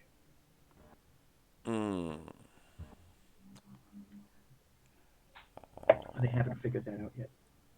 I don't know if I can teach them that. I mean, it's part of prestidigitation. Okay, yeah. Yeah, you create a non-magical trinket or an illusory image that can fit in your hand, and it lasts until the end of your next turn. I'm just looking at this like what you can do with prestidigitation. Okay. So they're slowly getting it, and I would say that that now that Hector has gone past just 1 or 2 candles. Now he's like lighting bigger things on fire. I go and I grab the fire, and I launch a firebolt at the blackboard. They all kind of like fall back in fear. They cover their hands up. Yeah, they cover their heads up, and stumble backwards. I pat my hands together like I'm cleaning them, and then I say, "One day you'll be able to do that. Continue your work," and I leave. And you hear them arguing in High Mornitish. Excitedly. Banging on the table.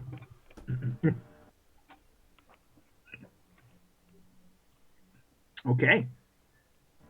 I just came here from playing with fairies, with Anthony. I don't know anything about that.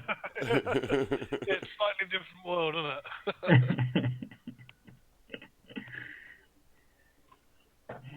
Okay, so if you're not going to do anything else, then it's going to happen. Then I mean, what you will see is that at some point, I presume Eve will throw you out of the room because she wants to change, and then after, I don't know.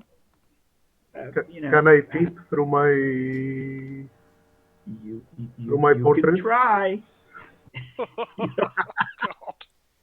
No, I'm using You've the adapted well to Ravenloft, though.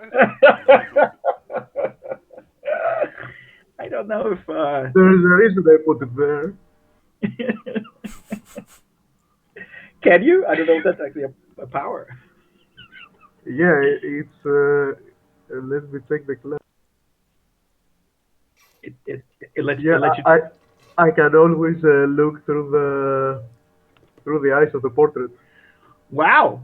Well then, I suppose you do. Unbeknownst to Eve. Do we see like his eyes become like white? I think there should be something. Yeah, I was about to say that there should be something cruel. Probably they would. It's like his eyes go. Glaze over, and His eyes. he's having a seizure. His eyes glaze over, and his sometimes something happens with his pants. Oh, shit! We gotta wake him up! And I slap him, repeated until he moves. Hey, look, why are you doing that? You were having a seizure, mate. You all right? Oh, yes. It's nothing. It just happens. Thanks a lot. And you Thanks a have lot. rigor mortis in your pants. Oh, Jesus. Yeah, it's a spasm. It's a spasm thing. Yes. So of course, something like this happens. Eve, you will take time to get ready. I'm sorry, none of you are unaware of the. I mean, what's your Peep passive? show. Yeah, the peep show that's happening. My passive? Expanded, bond to the painting, and has 15. If you are, My passive perception I don't think is big 13. I don't think it actually says that you could do that. You could try, but I actually don't think that it says. That you Give me a sec. Give me a sec, because I think I read that. I may have read that wrong. Give me a sec. I mean, because if you can, I want to. That's okay, but I don't. I want to make sure that you can actually do it, and if you can do it at this level, if there's not like something else. It says that I can choose to see through the portrait size at any hour. Really, where is that? Well, it says bound to the painting, the first level thing. Oh yeah. You're right. Yeah, there it is. Yeah, totally cool. You're right. I'm. When it comes to peeping, I'm never wrong, guy. Yep. Nope. You were definitely. It's my Not at specialty. all. You're an expert peeper. Okay. Well then. Yeah, you guys. I came here with a cause. His new name is Tom. So yeah. She is really, stunningly beautiful. And I do not believe you have any tattoos or anything unusual, but I mean, yeah, well, he would see you partially. I mean, you couldn't see everything. I suppose you'll, I don't know how much you'll see, but you do know she's a beautiful woman. At some point, you can hear her out. Is there a looking glass? I mean, yeah, you probably have. I mean, there wouldn't be. You'd have to find a proper looking glass. I mean, we could say that they found you one. Maybe you would have asked for one. And your passive perception is Eve is 13. I mean, that's high. I don't know. So I would say that like you would have noticed that you were changing something. I don't know, like corner of your eye. It's like just something weird with the painting. It's very momentary. Yeah, just momentary. Yeah. Oh, that's a creepy painting. I wonder why he likes it so much. Right, and that's all you would know. And then I'd maybe check and see if I had anything on my teeth. Right. Yeah. Okay. Yeah. It's like, yeah, and then let's see. What do we think? Are you doing it? I'm gonna give a 50% chance that somebody sees something. Yep. I'd check my teeth. Okay. Right. I don't think just the way you do it. That's like you notice that she turns around, and her back is to you now, and she's still partially undressed. She's looking at some kind of hand mirror. She's checking herself. You can kind of see a piece of the part of the mirror, but you don't quite see her whole face. But you're distracted by the other Elvis interrupted me. things that you're and I know. I was doing it for your own good. So you just miss.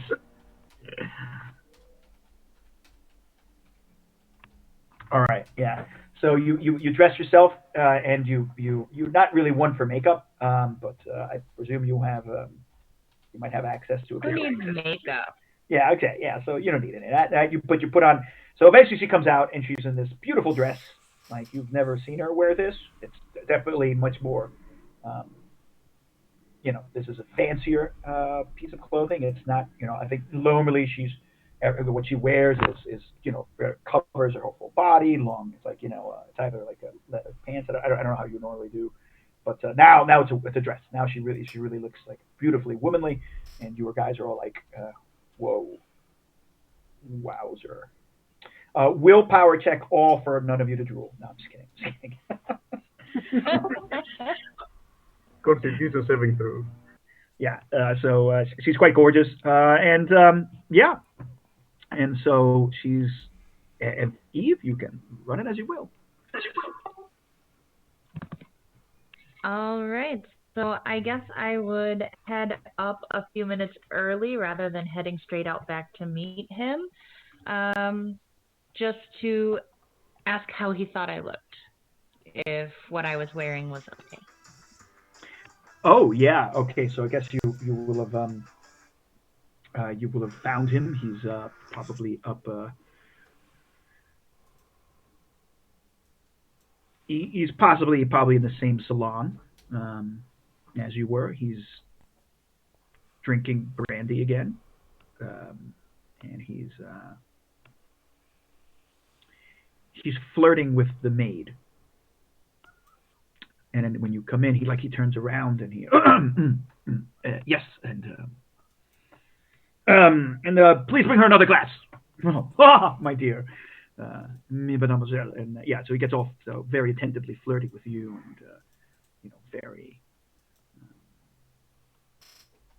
And I would just close. turn around and say, "How's this?" Try, sir.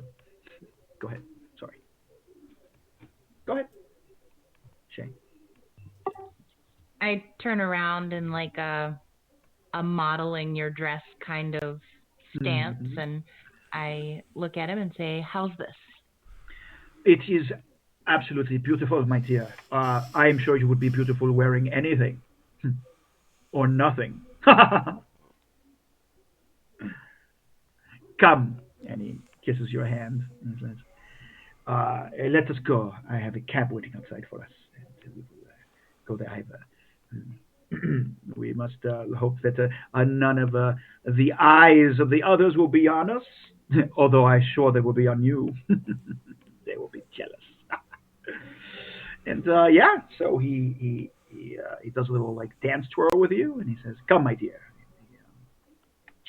He let me not forget, and he pours you some brandy, and he's like, "To tonight, that we may all enjoy ourselves." And he just rams it down. All right, and I take a sip, a very ladylike sip. Wonderful. Let us go. But remember, I will tell you, this is not this place. And like, oh, by the way, you know that you can see he's got a rapier on, right? So he's dressed with a rapier. He's definitely in a slightly different, much more elaborate clothing than he was before. And he says, he like taps his rapier. He says, "Do not worry, where we are going tonight is dangerous, but you will be under my protection at all times." I'm ever grateful. Come. And yeah, so he takes you down, and he takes you through the galleries, and he passes by painting. He goes, "This here is my great grandfather. He was one of the founding members of this institution. My family has a long lineage of being involved with the Academy of Sciences. I teach actually at the University of Demolieu. I am the youngest professor there." Very Perhaps. impressive. Yeah. Yes. It is a place of fools. They know nothing. They see nothing. They do not understand. But that is for another day. Tonight we will just talk about fun. Oh, and he's like, "Oh, before I forget, we will do that. I have something besides just brandy for us, but we'll wait for the cab." Yeah, and he takes you to the back, right? And the back's actually, the back has like gardens, really, right? It's like it's like a fountain. It's quite elaborate. It's just not on the street, yeah. And yeah, there's some low walls and so A forth. romantic walk. Trees. Yeah. And, he takes you down the back stairs, and he says, and he's like, "Do you see this?" He says, Do you know the names of the constellations? That one there, it is the dove. It is a symbol of peace and love. It is my favorite. It is very beautiful. You look beautiful, even more beautiful in the moonlight, my dear. It is something. It is like as you are made to walk in it. My goodness. I count myself. Oh, what you don't know. I count myself as the luckiest man alive tonight. And eventually, you see that there's a carriage waiting. And guys, yes. Braegar, you see through the eyes um, of your owl that they have walked out to the back. You see him kind of. You see that there's a main set of stairs that come out the back. He's gone through that big major back door. He's not quite hiding that. You see that there's kind of like a traffic circle, but like a driveway, where there's a ornate carriage that seems to be waiting. And he's yammering there for like 15 minutes. He seems to be talking to her, being quite flirtatious. It's this idiot human courting ritual that you find so ridiculous. What does it mean when they touch each other? When he puts his hand on her hands? Yeah, I mean, clearly this is, a sort of, I'm saying that to Elvis. Oh, okay. Can you see into their carriage? No, they're out. I'm looking through the owl's eyes. It means he thinks he might get lucky, and he certainly wants to help that along. Yeah, he has a higher purpose in mind. Okay. Well, they're on the way to the carriage. Yeah, and so, of course, he tries to. As you're getting into the carriage, he helps you up, and he's being well mannered, but very dangerous liaisons, flirtatious. And he gets on. We see him walk forward, and he speaks something in High Mordantish to the carriage rider. Who it just seems like a worn-out middle-aged man, but in very nice livery. You do notice that before you, as you're getting up, the carriage doesn't have any of the. It's definitely not one that purposely belongs to the Academy of Sciences. It doesn't have any of the crests or anything, so it's kind of a lower level, cheaper carriage, so to speak. Yeah. And he gets in, and you go off. Yeah, guys. So it's easy for you to see the carriage is starting to go out. You realize what side it's going to come out of, Braegar. So it won't be too hard for you to just run to the carriage, or for you guys to get going and get ready for it. I'll tell the driver, follow that carriage. Stay as far back as you can without losing. We don't want them to spot us. Okay. And so you're off. I mean, I'm not going to call this much of a chase scene because the carriage isn't trying to evade you, right? So it's not too hard. Kai, is it possible? I will say that Eve, that Kai, is it possible for us to be 200 feet away from the carriage in our carriage while my owl is flying about 90 feet away from me in the air, keeping an eye on Eve's carriage? Is that not a bit too far? In case something happens and we need to run. Maybe 100 feet. Well, we want to make it. We don't want to be that close to. We want to make it like where we're not following them. Okay. Yeah, that's totally fine.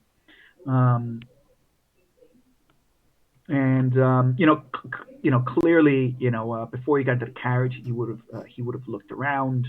Eve, just so you know, you've been looking up at the windows. He said, "It may be that we are being watched, but it does not matter. And they are just jealous of your beauty." And so he, I missed that, Kai. Sorry, I think it cut out. What did he say? Oh, he says, I think we're being watched. But he sort of does, he just says it to her, like sort of jokingly, but don't worry, they are just uh, jealous of your beauty. Oh, right. Or maybe And, they're jealous of your intellect. oh, for certain they are. And so off you go. By the way, you're already going, and he takes out a little silver box.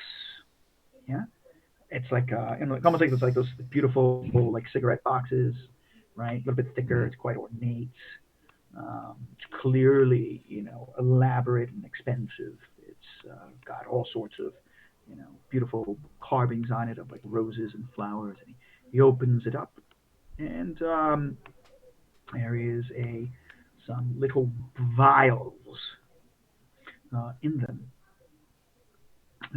and he these vials have some kind of. He takes it up, he opens it, puts it on his lap. He's like, oh, I don't know if you know what this is, but I assure you, you will like it. He I don't. Yeah. So he like the vial has like a little tiny cork stopper on it, right? And so he takes the cork stopper on it, and he pours little out. It seems to be some kind of white powder. And Oh, I think I've had this before. oh, have you? Oh goodness, you are an interesting woman. And yeah, so he's got like a little.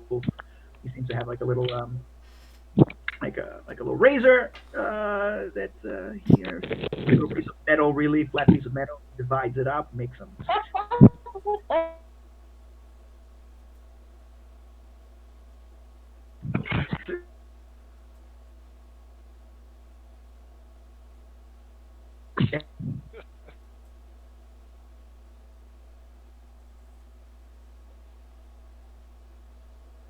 And he takes out what seems to be like a little, like a metallic tube, and he starts snorting. Why? And he gives it to you. Go ahead, try. I'll try it.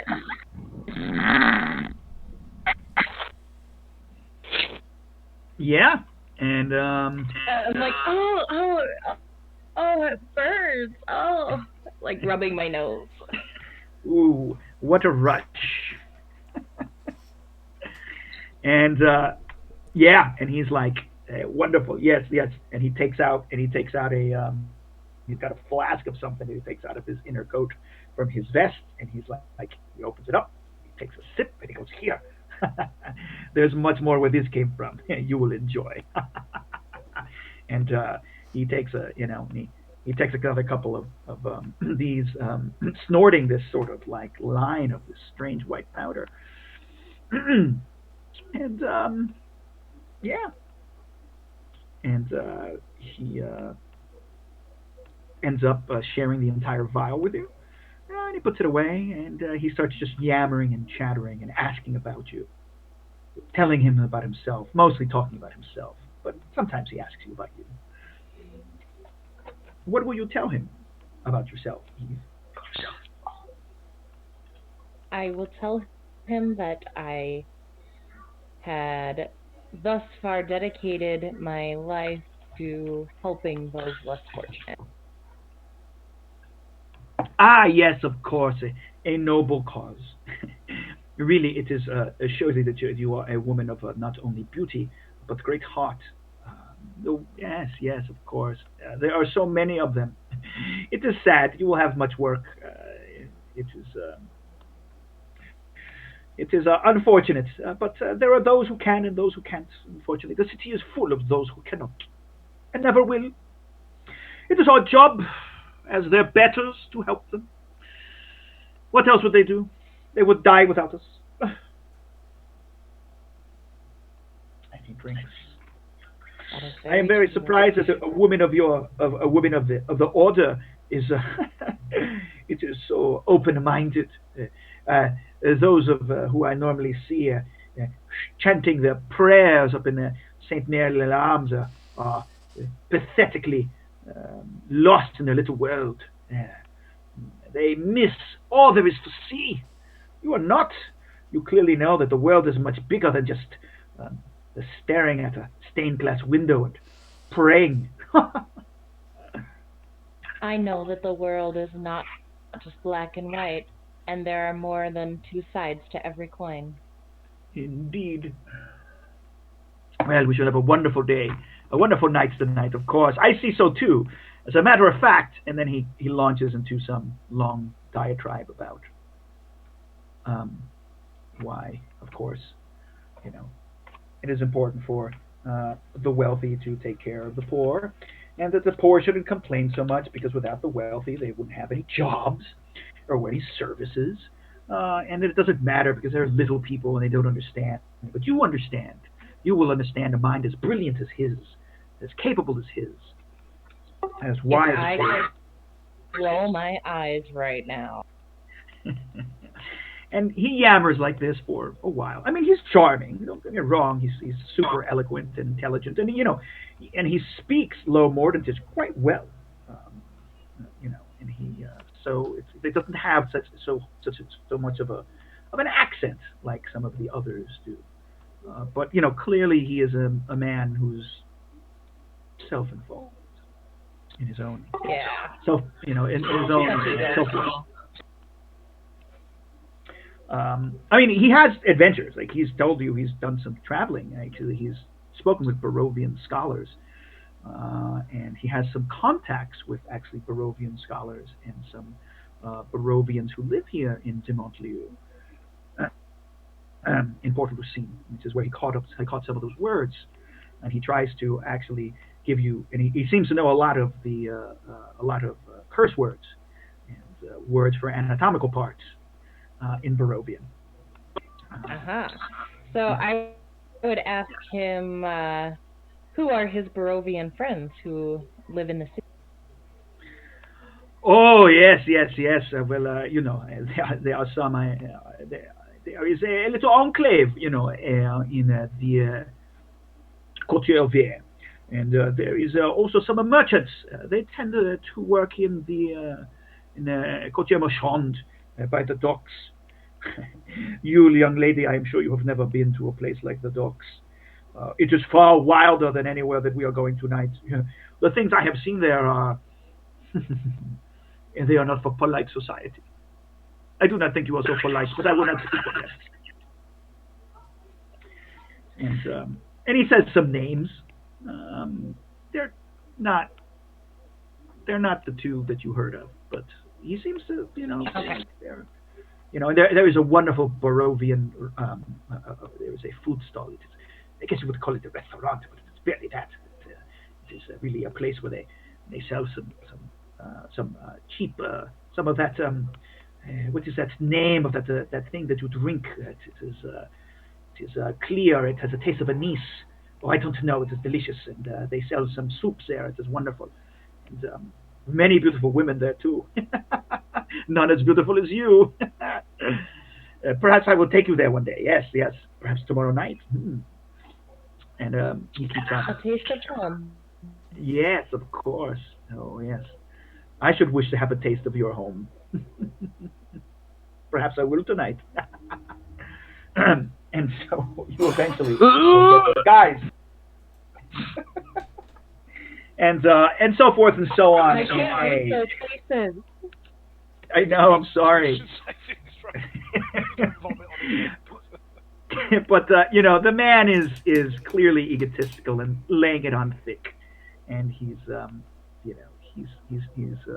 pretty confident about himself. So I'll imagine that the rest of the 45 minutes goes along that way. Although he starts talking faster and faster, not very shortly after taking that white powder. Is your last name Cokeleaf too? He eventually starts gritting his teeth, and you notice his eyes, his pupils are quite dilated. And along with, also, drinks more of this fine brandy that he has in this small metallic flask, which of course is also beautiful, highly ornate. It's actually inlaid with mother of pearl, and seems to have some sort of noble crest on it. Anyway, you guys, while you go and you drive through the noble quartier, of course, this is a relatively busy night. There's lots of carriages back and forth along the streets here. You see that the streets are full. They're full of, well, the wealthy walking around, lounging about now as night has fallen. They are you always know that this place now, you see how full of the city guard it is. It is well patrolled. They are on horseback. They are on foot. Also this place is beautifully lit. But you realize that the noble courtier, now that you're kind of, maybe an early evening, if you never noticed that much because of you guys have come sort of in the middle of the night, is that this is lit with colorful lights and lamps.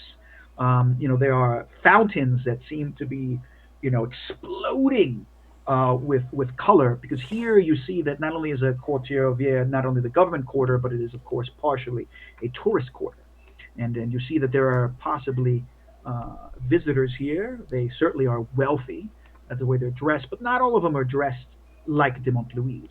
Some of them have de Montlouis fashions, others don't. But what you do see is that there are light statues, right? There are, basically like holograms. There are all sorts of, elaborate, illusory things. Like you presume them to be illusion because they're in motion, right? And there are, they're beautiful. So this is a place of really fantastic artistic wealth. This area, there's grand parks that you end up going by that are full of people. There seem to be fireworks going on tonight, some sort of explosions, colorful explosions in the sky with loud cracks. I look at everything with excitement. Yeah. The avenues are broad. These streets are massive. It's not like the crooked, dirty, cramped alleyways that you were used to. Rather, these are broad boulevards with parkland in the middle, and trees and columns and statues everywhere. It's like there's a whole other world from the Quartier here.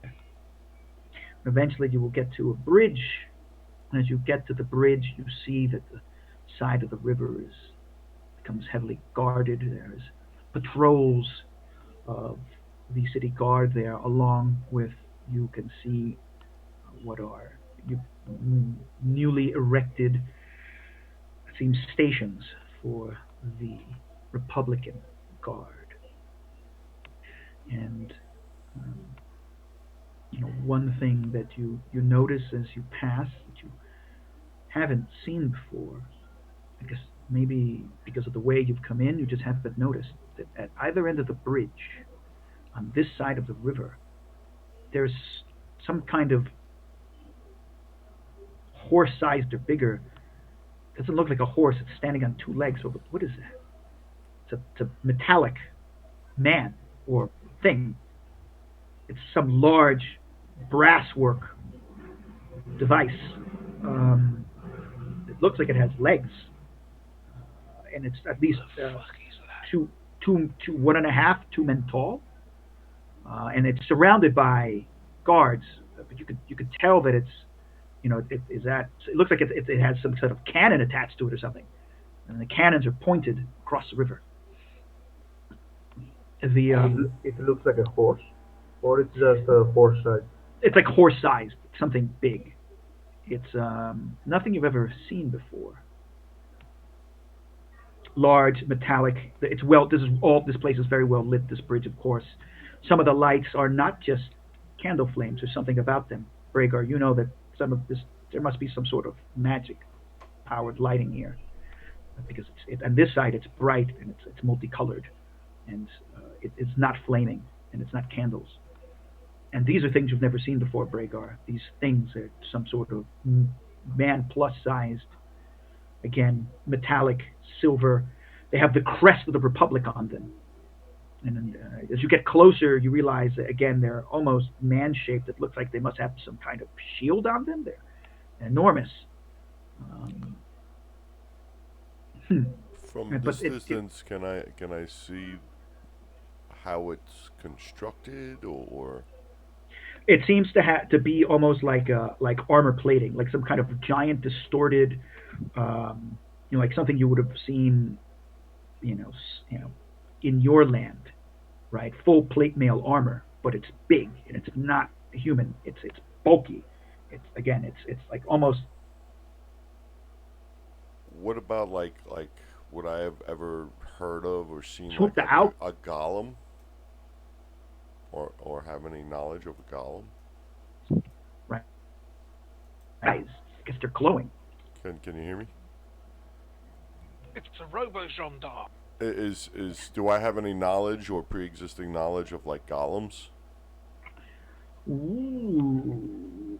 Roll Arcana check. I think that's appropriate, right? Okay. Or an intelligence Arcana, if you have it, which I know you do. Come on, motherfucker. Did it roll? No, it didn't. There we go. Okay. Oh, Yeah, I got the first one now. Yeah, I got it.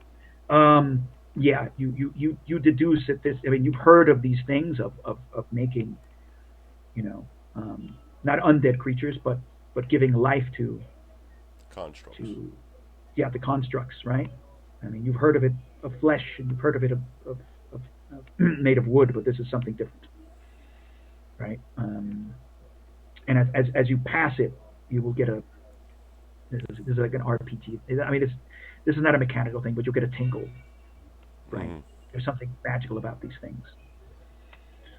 And as a matter of fact, as your carriage goes by, you will see the head swivel.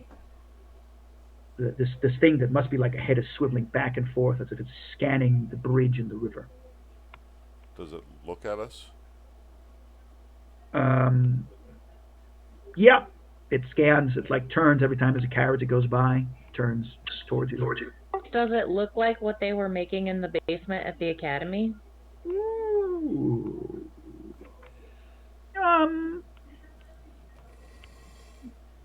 Roll intelligence check.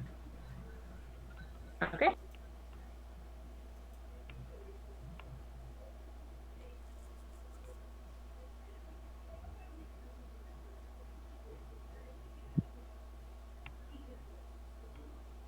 I'm opening up my sheet. My roll 20 is going kind of slow. Hang on.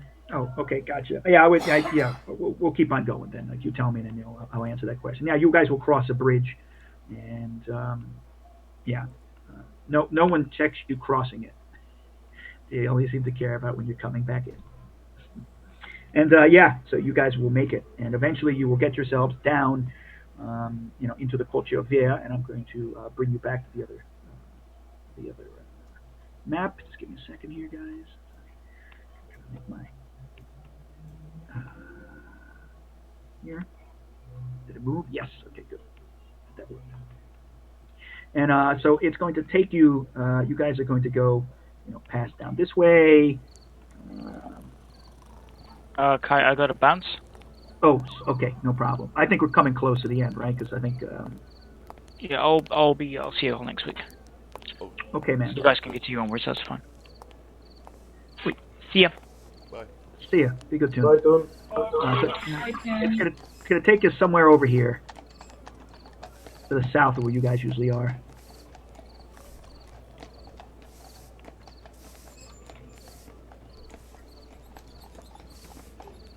Yeah, and to Braegar and say, I don't know what the fuck that metal thing was, but I don't like it. It was Eve, yes, it does look like part of it, because you remember looked like there was copper or brass plating, and you remember it's looking at something, and it looked like they were almost making like some kind of statue out of metal, like an arm. And it didn't make sense to you, but then you see this, and it looks like something similar. Okay. And so you guys will cross over the river and into the southern part of the Quartier Ovier. And here the streets will suddenly get much darker and much narrower. Yeah, and it seems like the pall of smoke here is certainly thicker than it is even just across the river. And partially, part of the bridges that you cross are actually like full of homes, right? They're like these apartments are literally built on the bridge, and so as soon as you get through the first part of the bridge, which is kind of controlled by the guard area, it really gets like pretty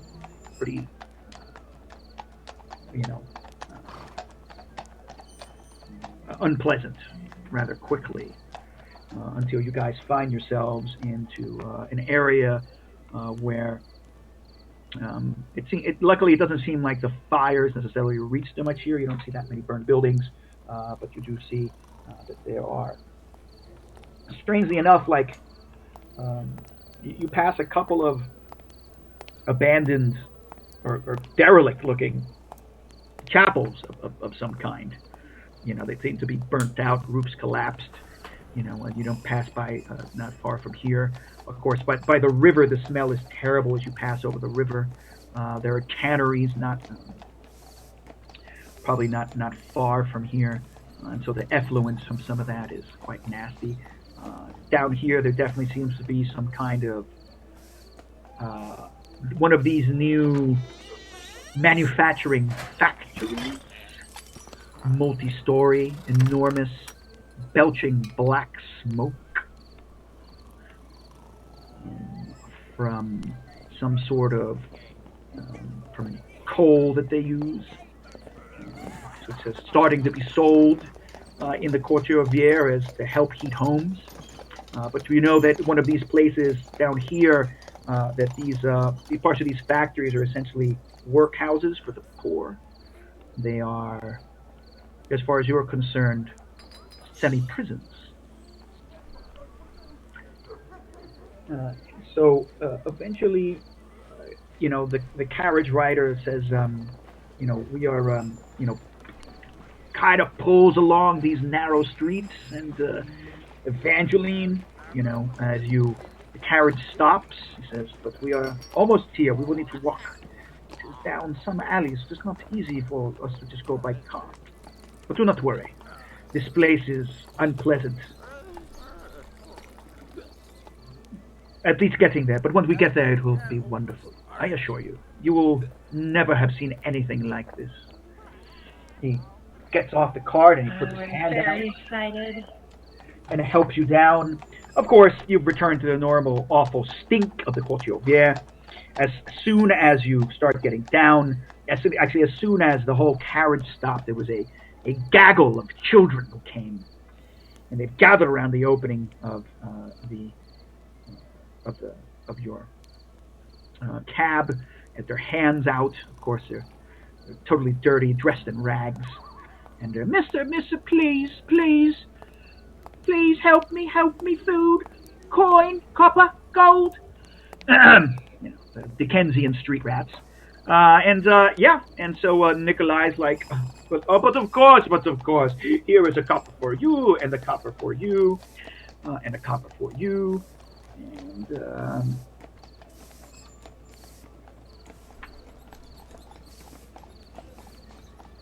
I smile at him. Very generous. Okay, all right, as this is happening, the cribs are all crowded around you like, oh, beautiful lady, oh, you're so wonderful, can you be my mama? And they want to come and hug you. I don't know how you want to deal with that. But at one point, the one who tries to hug you, you suddenly feel he's rooting around, and he's trying to root around in your dress. I beg your pardon, young sir, but you must never touch a lady that way. Oh, but I just want love. And you see, you catch him with basically like his hand trying to grab your coin purse. which I didn't bring because I don't carry a coin purse Okay. anymore. Fine. Then, if you have nothing else on you, he would have been looking where a lady might have had her coin purse or like doing stuff. And then. And I give him a look that says, "I know what you're doing." Okay, and he's like, okay, all right, and he goes off, and he's and so Nikholai's acting quite benevolent here and giving off coins and so forth and so on from his pocket, and he's like, okay, he's like, great, okay, run off now, children, run off, that's enough, and he looks at the carriage, you will meet again, and he's like, let me wait for him. He speaks in High Mordantish to the cab driver. He puts up his finger 3. You see his fingers up in 3. And then the cab is off. And he's like,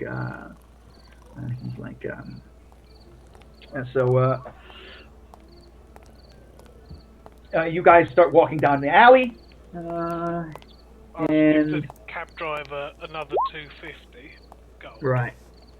And say, you get the other 2 when we get back. Don't leave. I mean, yeah, just don't leave. And we haven't even spoken about a tip yet. You understand? Yes, sir. Good stuff. Kai. See you later. Okay. All right. And so, Kai, I want yes. to keep my owl with his cab. The guy who just sent off his cab. Okay. Okay. No problem. No problem. Your owl can easily follow it. It's kind of slow. Your owl can even, go from roof to roof if need be. This place it's at night, but it's still weird and busy. Okay. So, what can I say? Yeah. So what you also notice down here is that not only are there these decrepit, it seems like they're like some kind of old temples. It looks like squatters' places. There's a lot of warehouses down here. Apparently, there's some not as big as the ones in the docks. But there's small storage homes and multi-story warehouses here. Only because you don't see storefronts and you don't see places where people live. It's a bit more of seems to be a commercial area in the southern portion of this of the Quartier Vieux. You know that there is what you might call a stockyard and a farmer's exchange not too far south from here, because it's where the river enters into Port Lucine, so that might account for what you're seeing here. So eventually you'll go down some dark, smelly alleys, and eventually, Evangeline, you will be led to a metal grating gateway in this dripping and damp alley. It has 2 thick but kind of low iron doors. All along the alley is pasted along the walls, right, posters. Yes, some kind of, broadsheets have been glued to the walls, advertising the latest show, which is called Danse Macabre. And there are also pamphlets laid upon old wooden barrels and boxes all over the place. All of them also advertising. As a matter of fact, some of the children possibly even gave you some pamphlets, right? That might have been even part of what they were trying to do. At some point, as you're walking down the alleyway, you hear. Hello? Yeah, can you hear me? Yeah, everything cut out. I think I had my computer unplugged too long, and I just came in to plug it back in.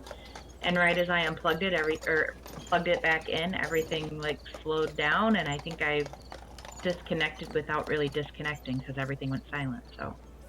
Okay, I'm sorry. Quick, it's a dirty, dank alley. The alley's full of posters for the theater, for tonight, the show that they currently have, the Danse Macabre, which of course has which is painted to have a skull on top of a elegant woman with a court dress, with a fan, right, fanning herself and dancing with some noble Again, the head's been drawn, so it is that of a cadaver wearing a wig. And then the children were probably giving out some pamphlets also for the show. It's possibly part of what they were doing while they were trying to hug you and seem to try and steal from you. And eventually you will get to, again, the opening, which is down the alley. It has a low step. It seems to have these broad but low iron doors, right? With some grating in front of them. The grating's open. And there are two people in front of this. They are dressed in masks. Yes?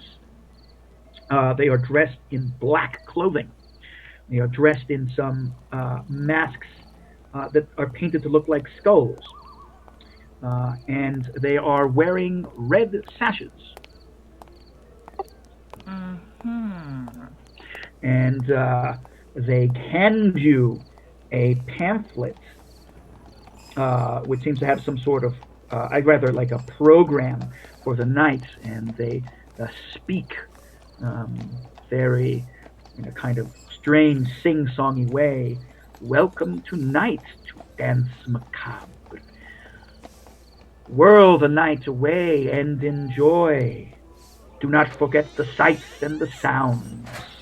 Welcome to the Theatre d'Amour. A man and a woman seem to be saying this. You will notice that inside of this program, which is actually some elegant red paper, it's red and black. What would you find but a pamphlet for the Lost King? Gotcha. And in you go to a candlelit space with a red and black carpet. Back to the rest of the party. Okay, so you followed it, and you can tell Anthony knows you've got led to an alleyway. When you get out, again, same thing. There's all these children and stuff. Again, you're probably about 15 minutes behind. I know, actually, no, 5 minutes, 10 minutes behind, because how far back you were. Okay? Mm-hmm. And it's exactly, you already know what it sounds like. What will you do with the children who come crowding towards you, begging for money? As soon as we get near and they start getting by us, I just take a handful of copper, like 10 copper pieces, and just throw it into the street away from us. And they go scatter and start fighting each other. You could hear them screaming, "Give it to me! Give it to me! It's mine! It's mine! It's mine!" They're definitely punching each other and biting each other. It's a fucking riot right now in the middle of the street. And if there's any more stragglers, I throw 5 more out into the street. Yeah, absolutely. And then they will, you can hear them fighting, and even as you go walk down the alleyway, the fighting continues for about a minute or two, and they'll leave you alone. And again, as you say, you eventually get to the opening. On the same metal iron doors, the same 2 people standing in front with the same speech.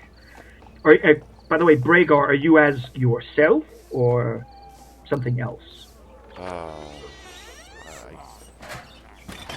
gonna try to get in myself, but okay. I'm gonna put my hood up. Okay.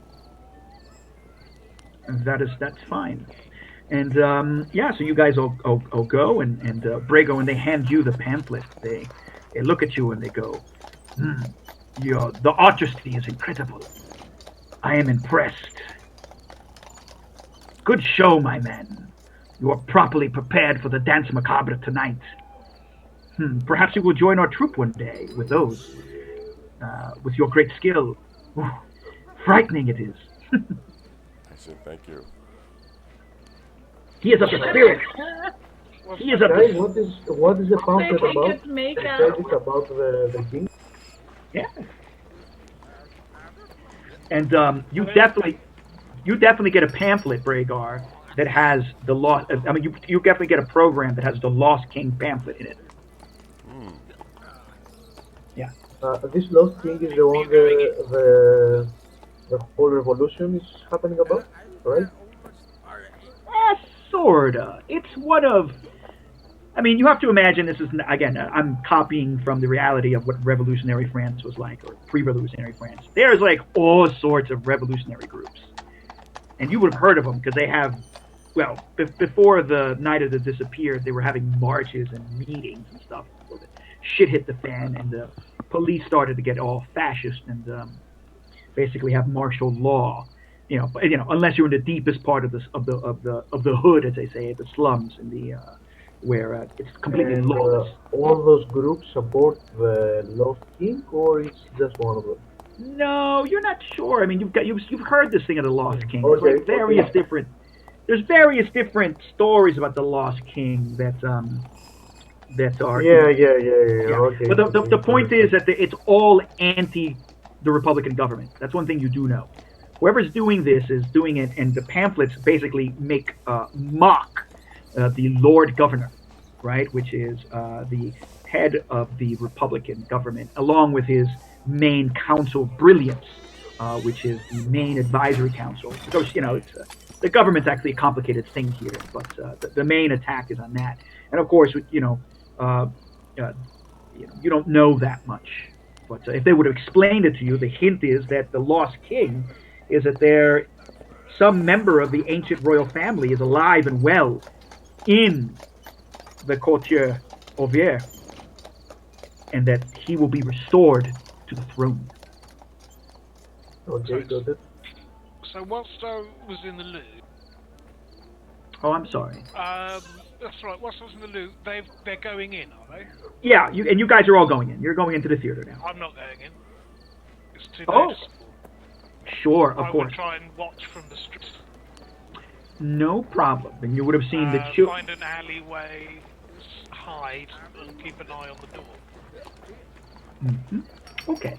Is that everyone else? Nikholai, Herbie, then, what do you want to do? Because Braegar has decided that he's going to go in and follow. What is your plan in all this? Herbie's gone. Yeah. Oh, Herbie's gone. I'm sorry. Yeah. Herbie's gone. Nikholai, what do you want to do?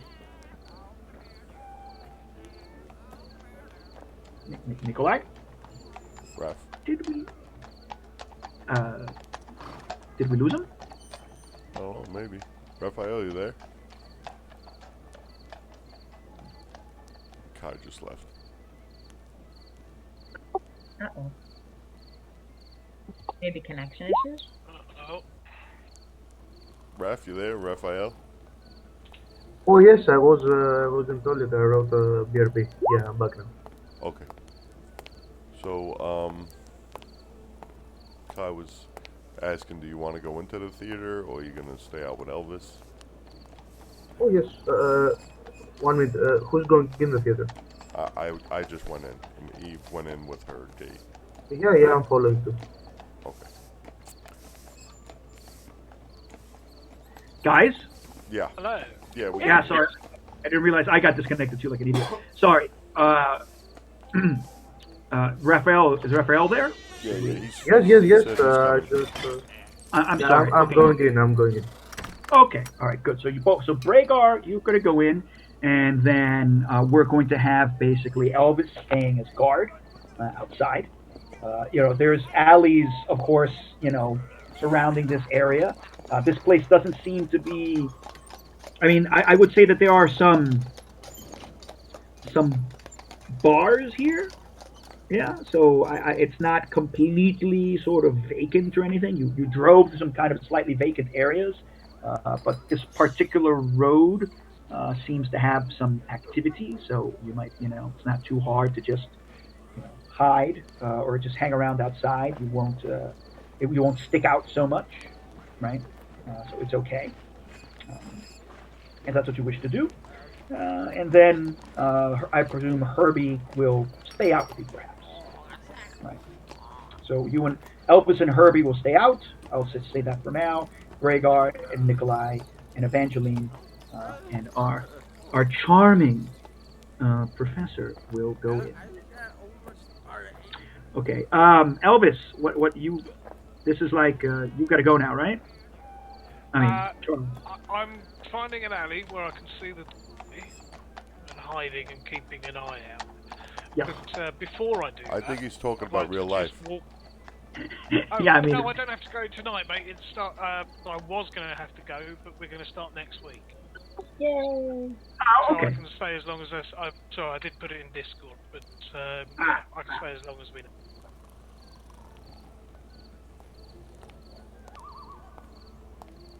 What do you want to do? How are you going to do this? Well, before I do that, I just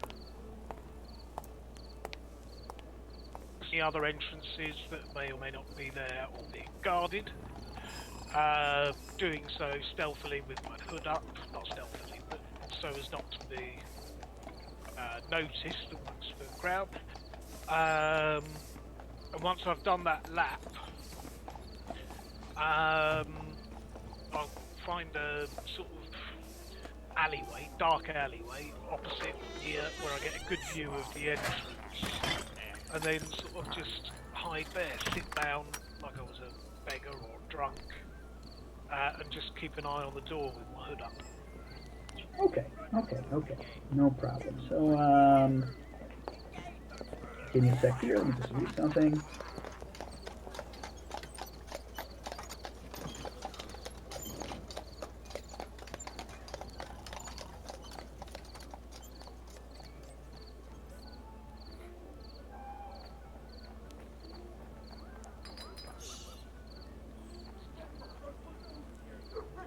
All right, well, this is hard to get to. You're going to have to take a walk around some other alleys, right?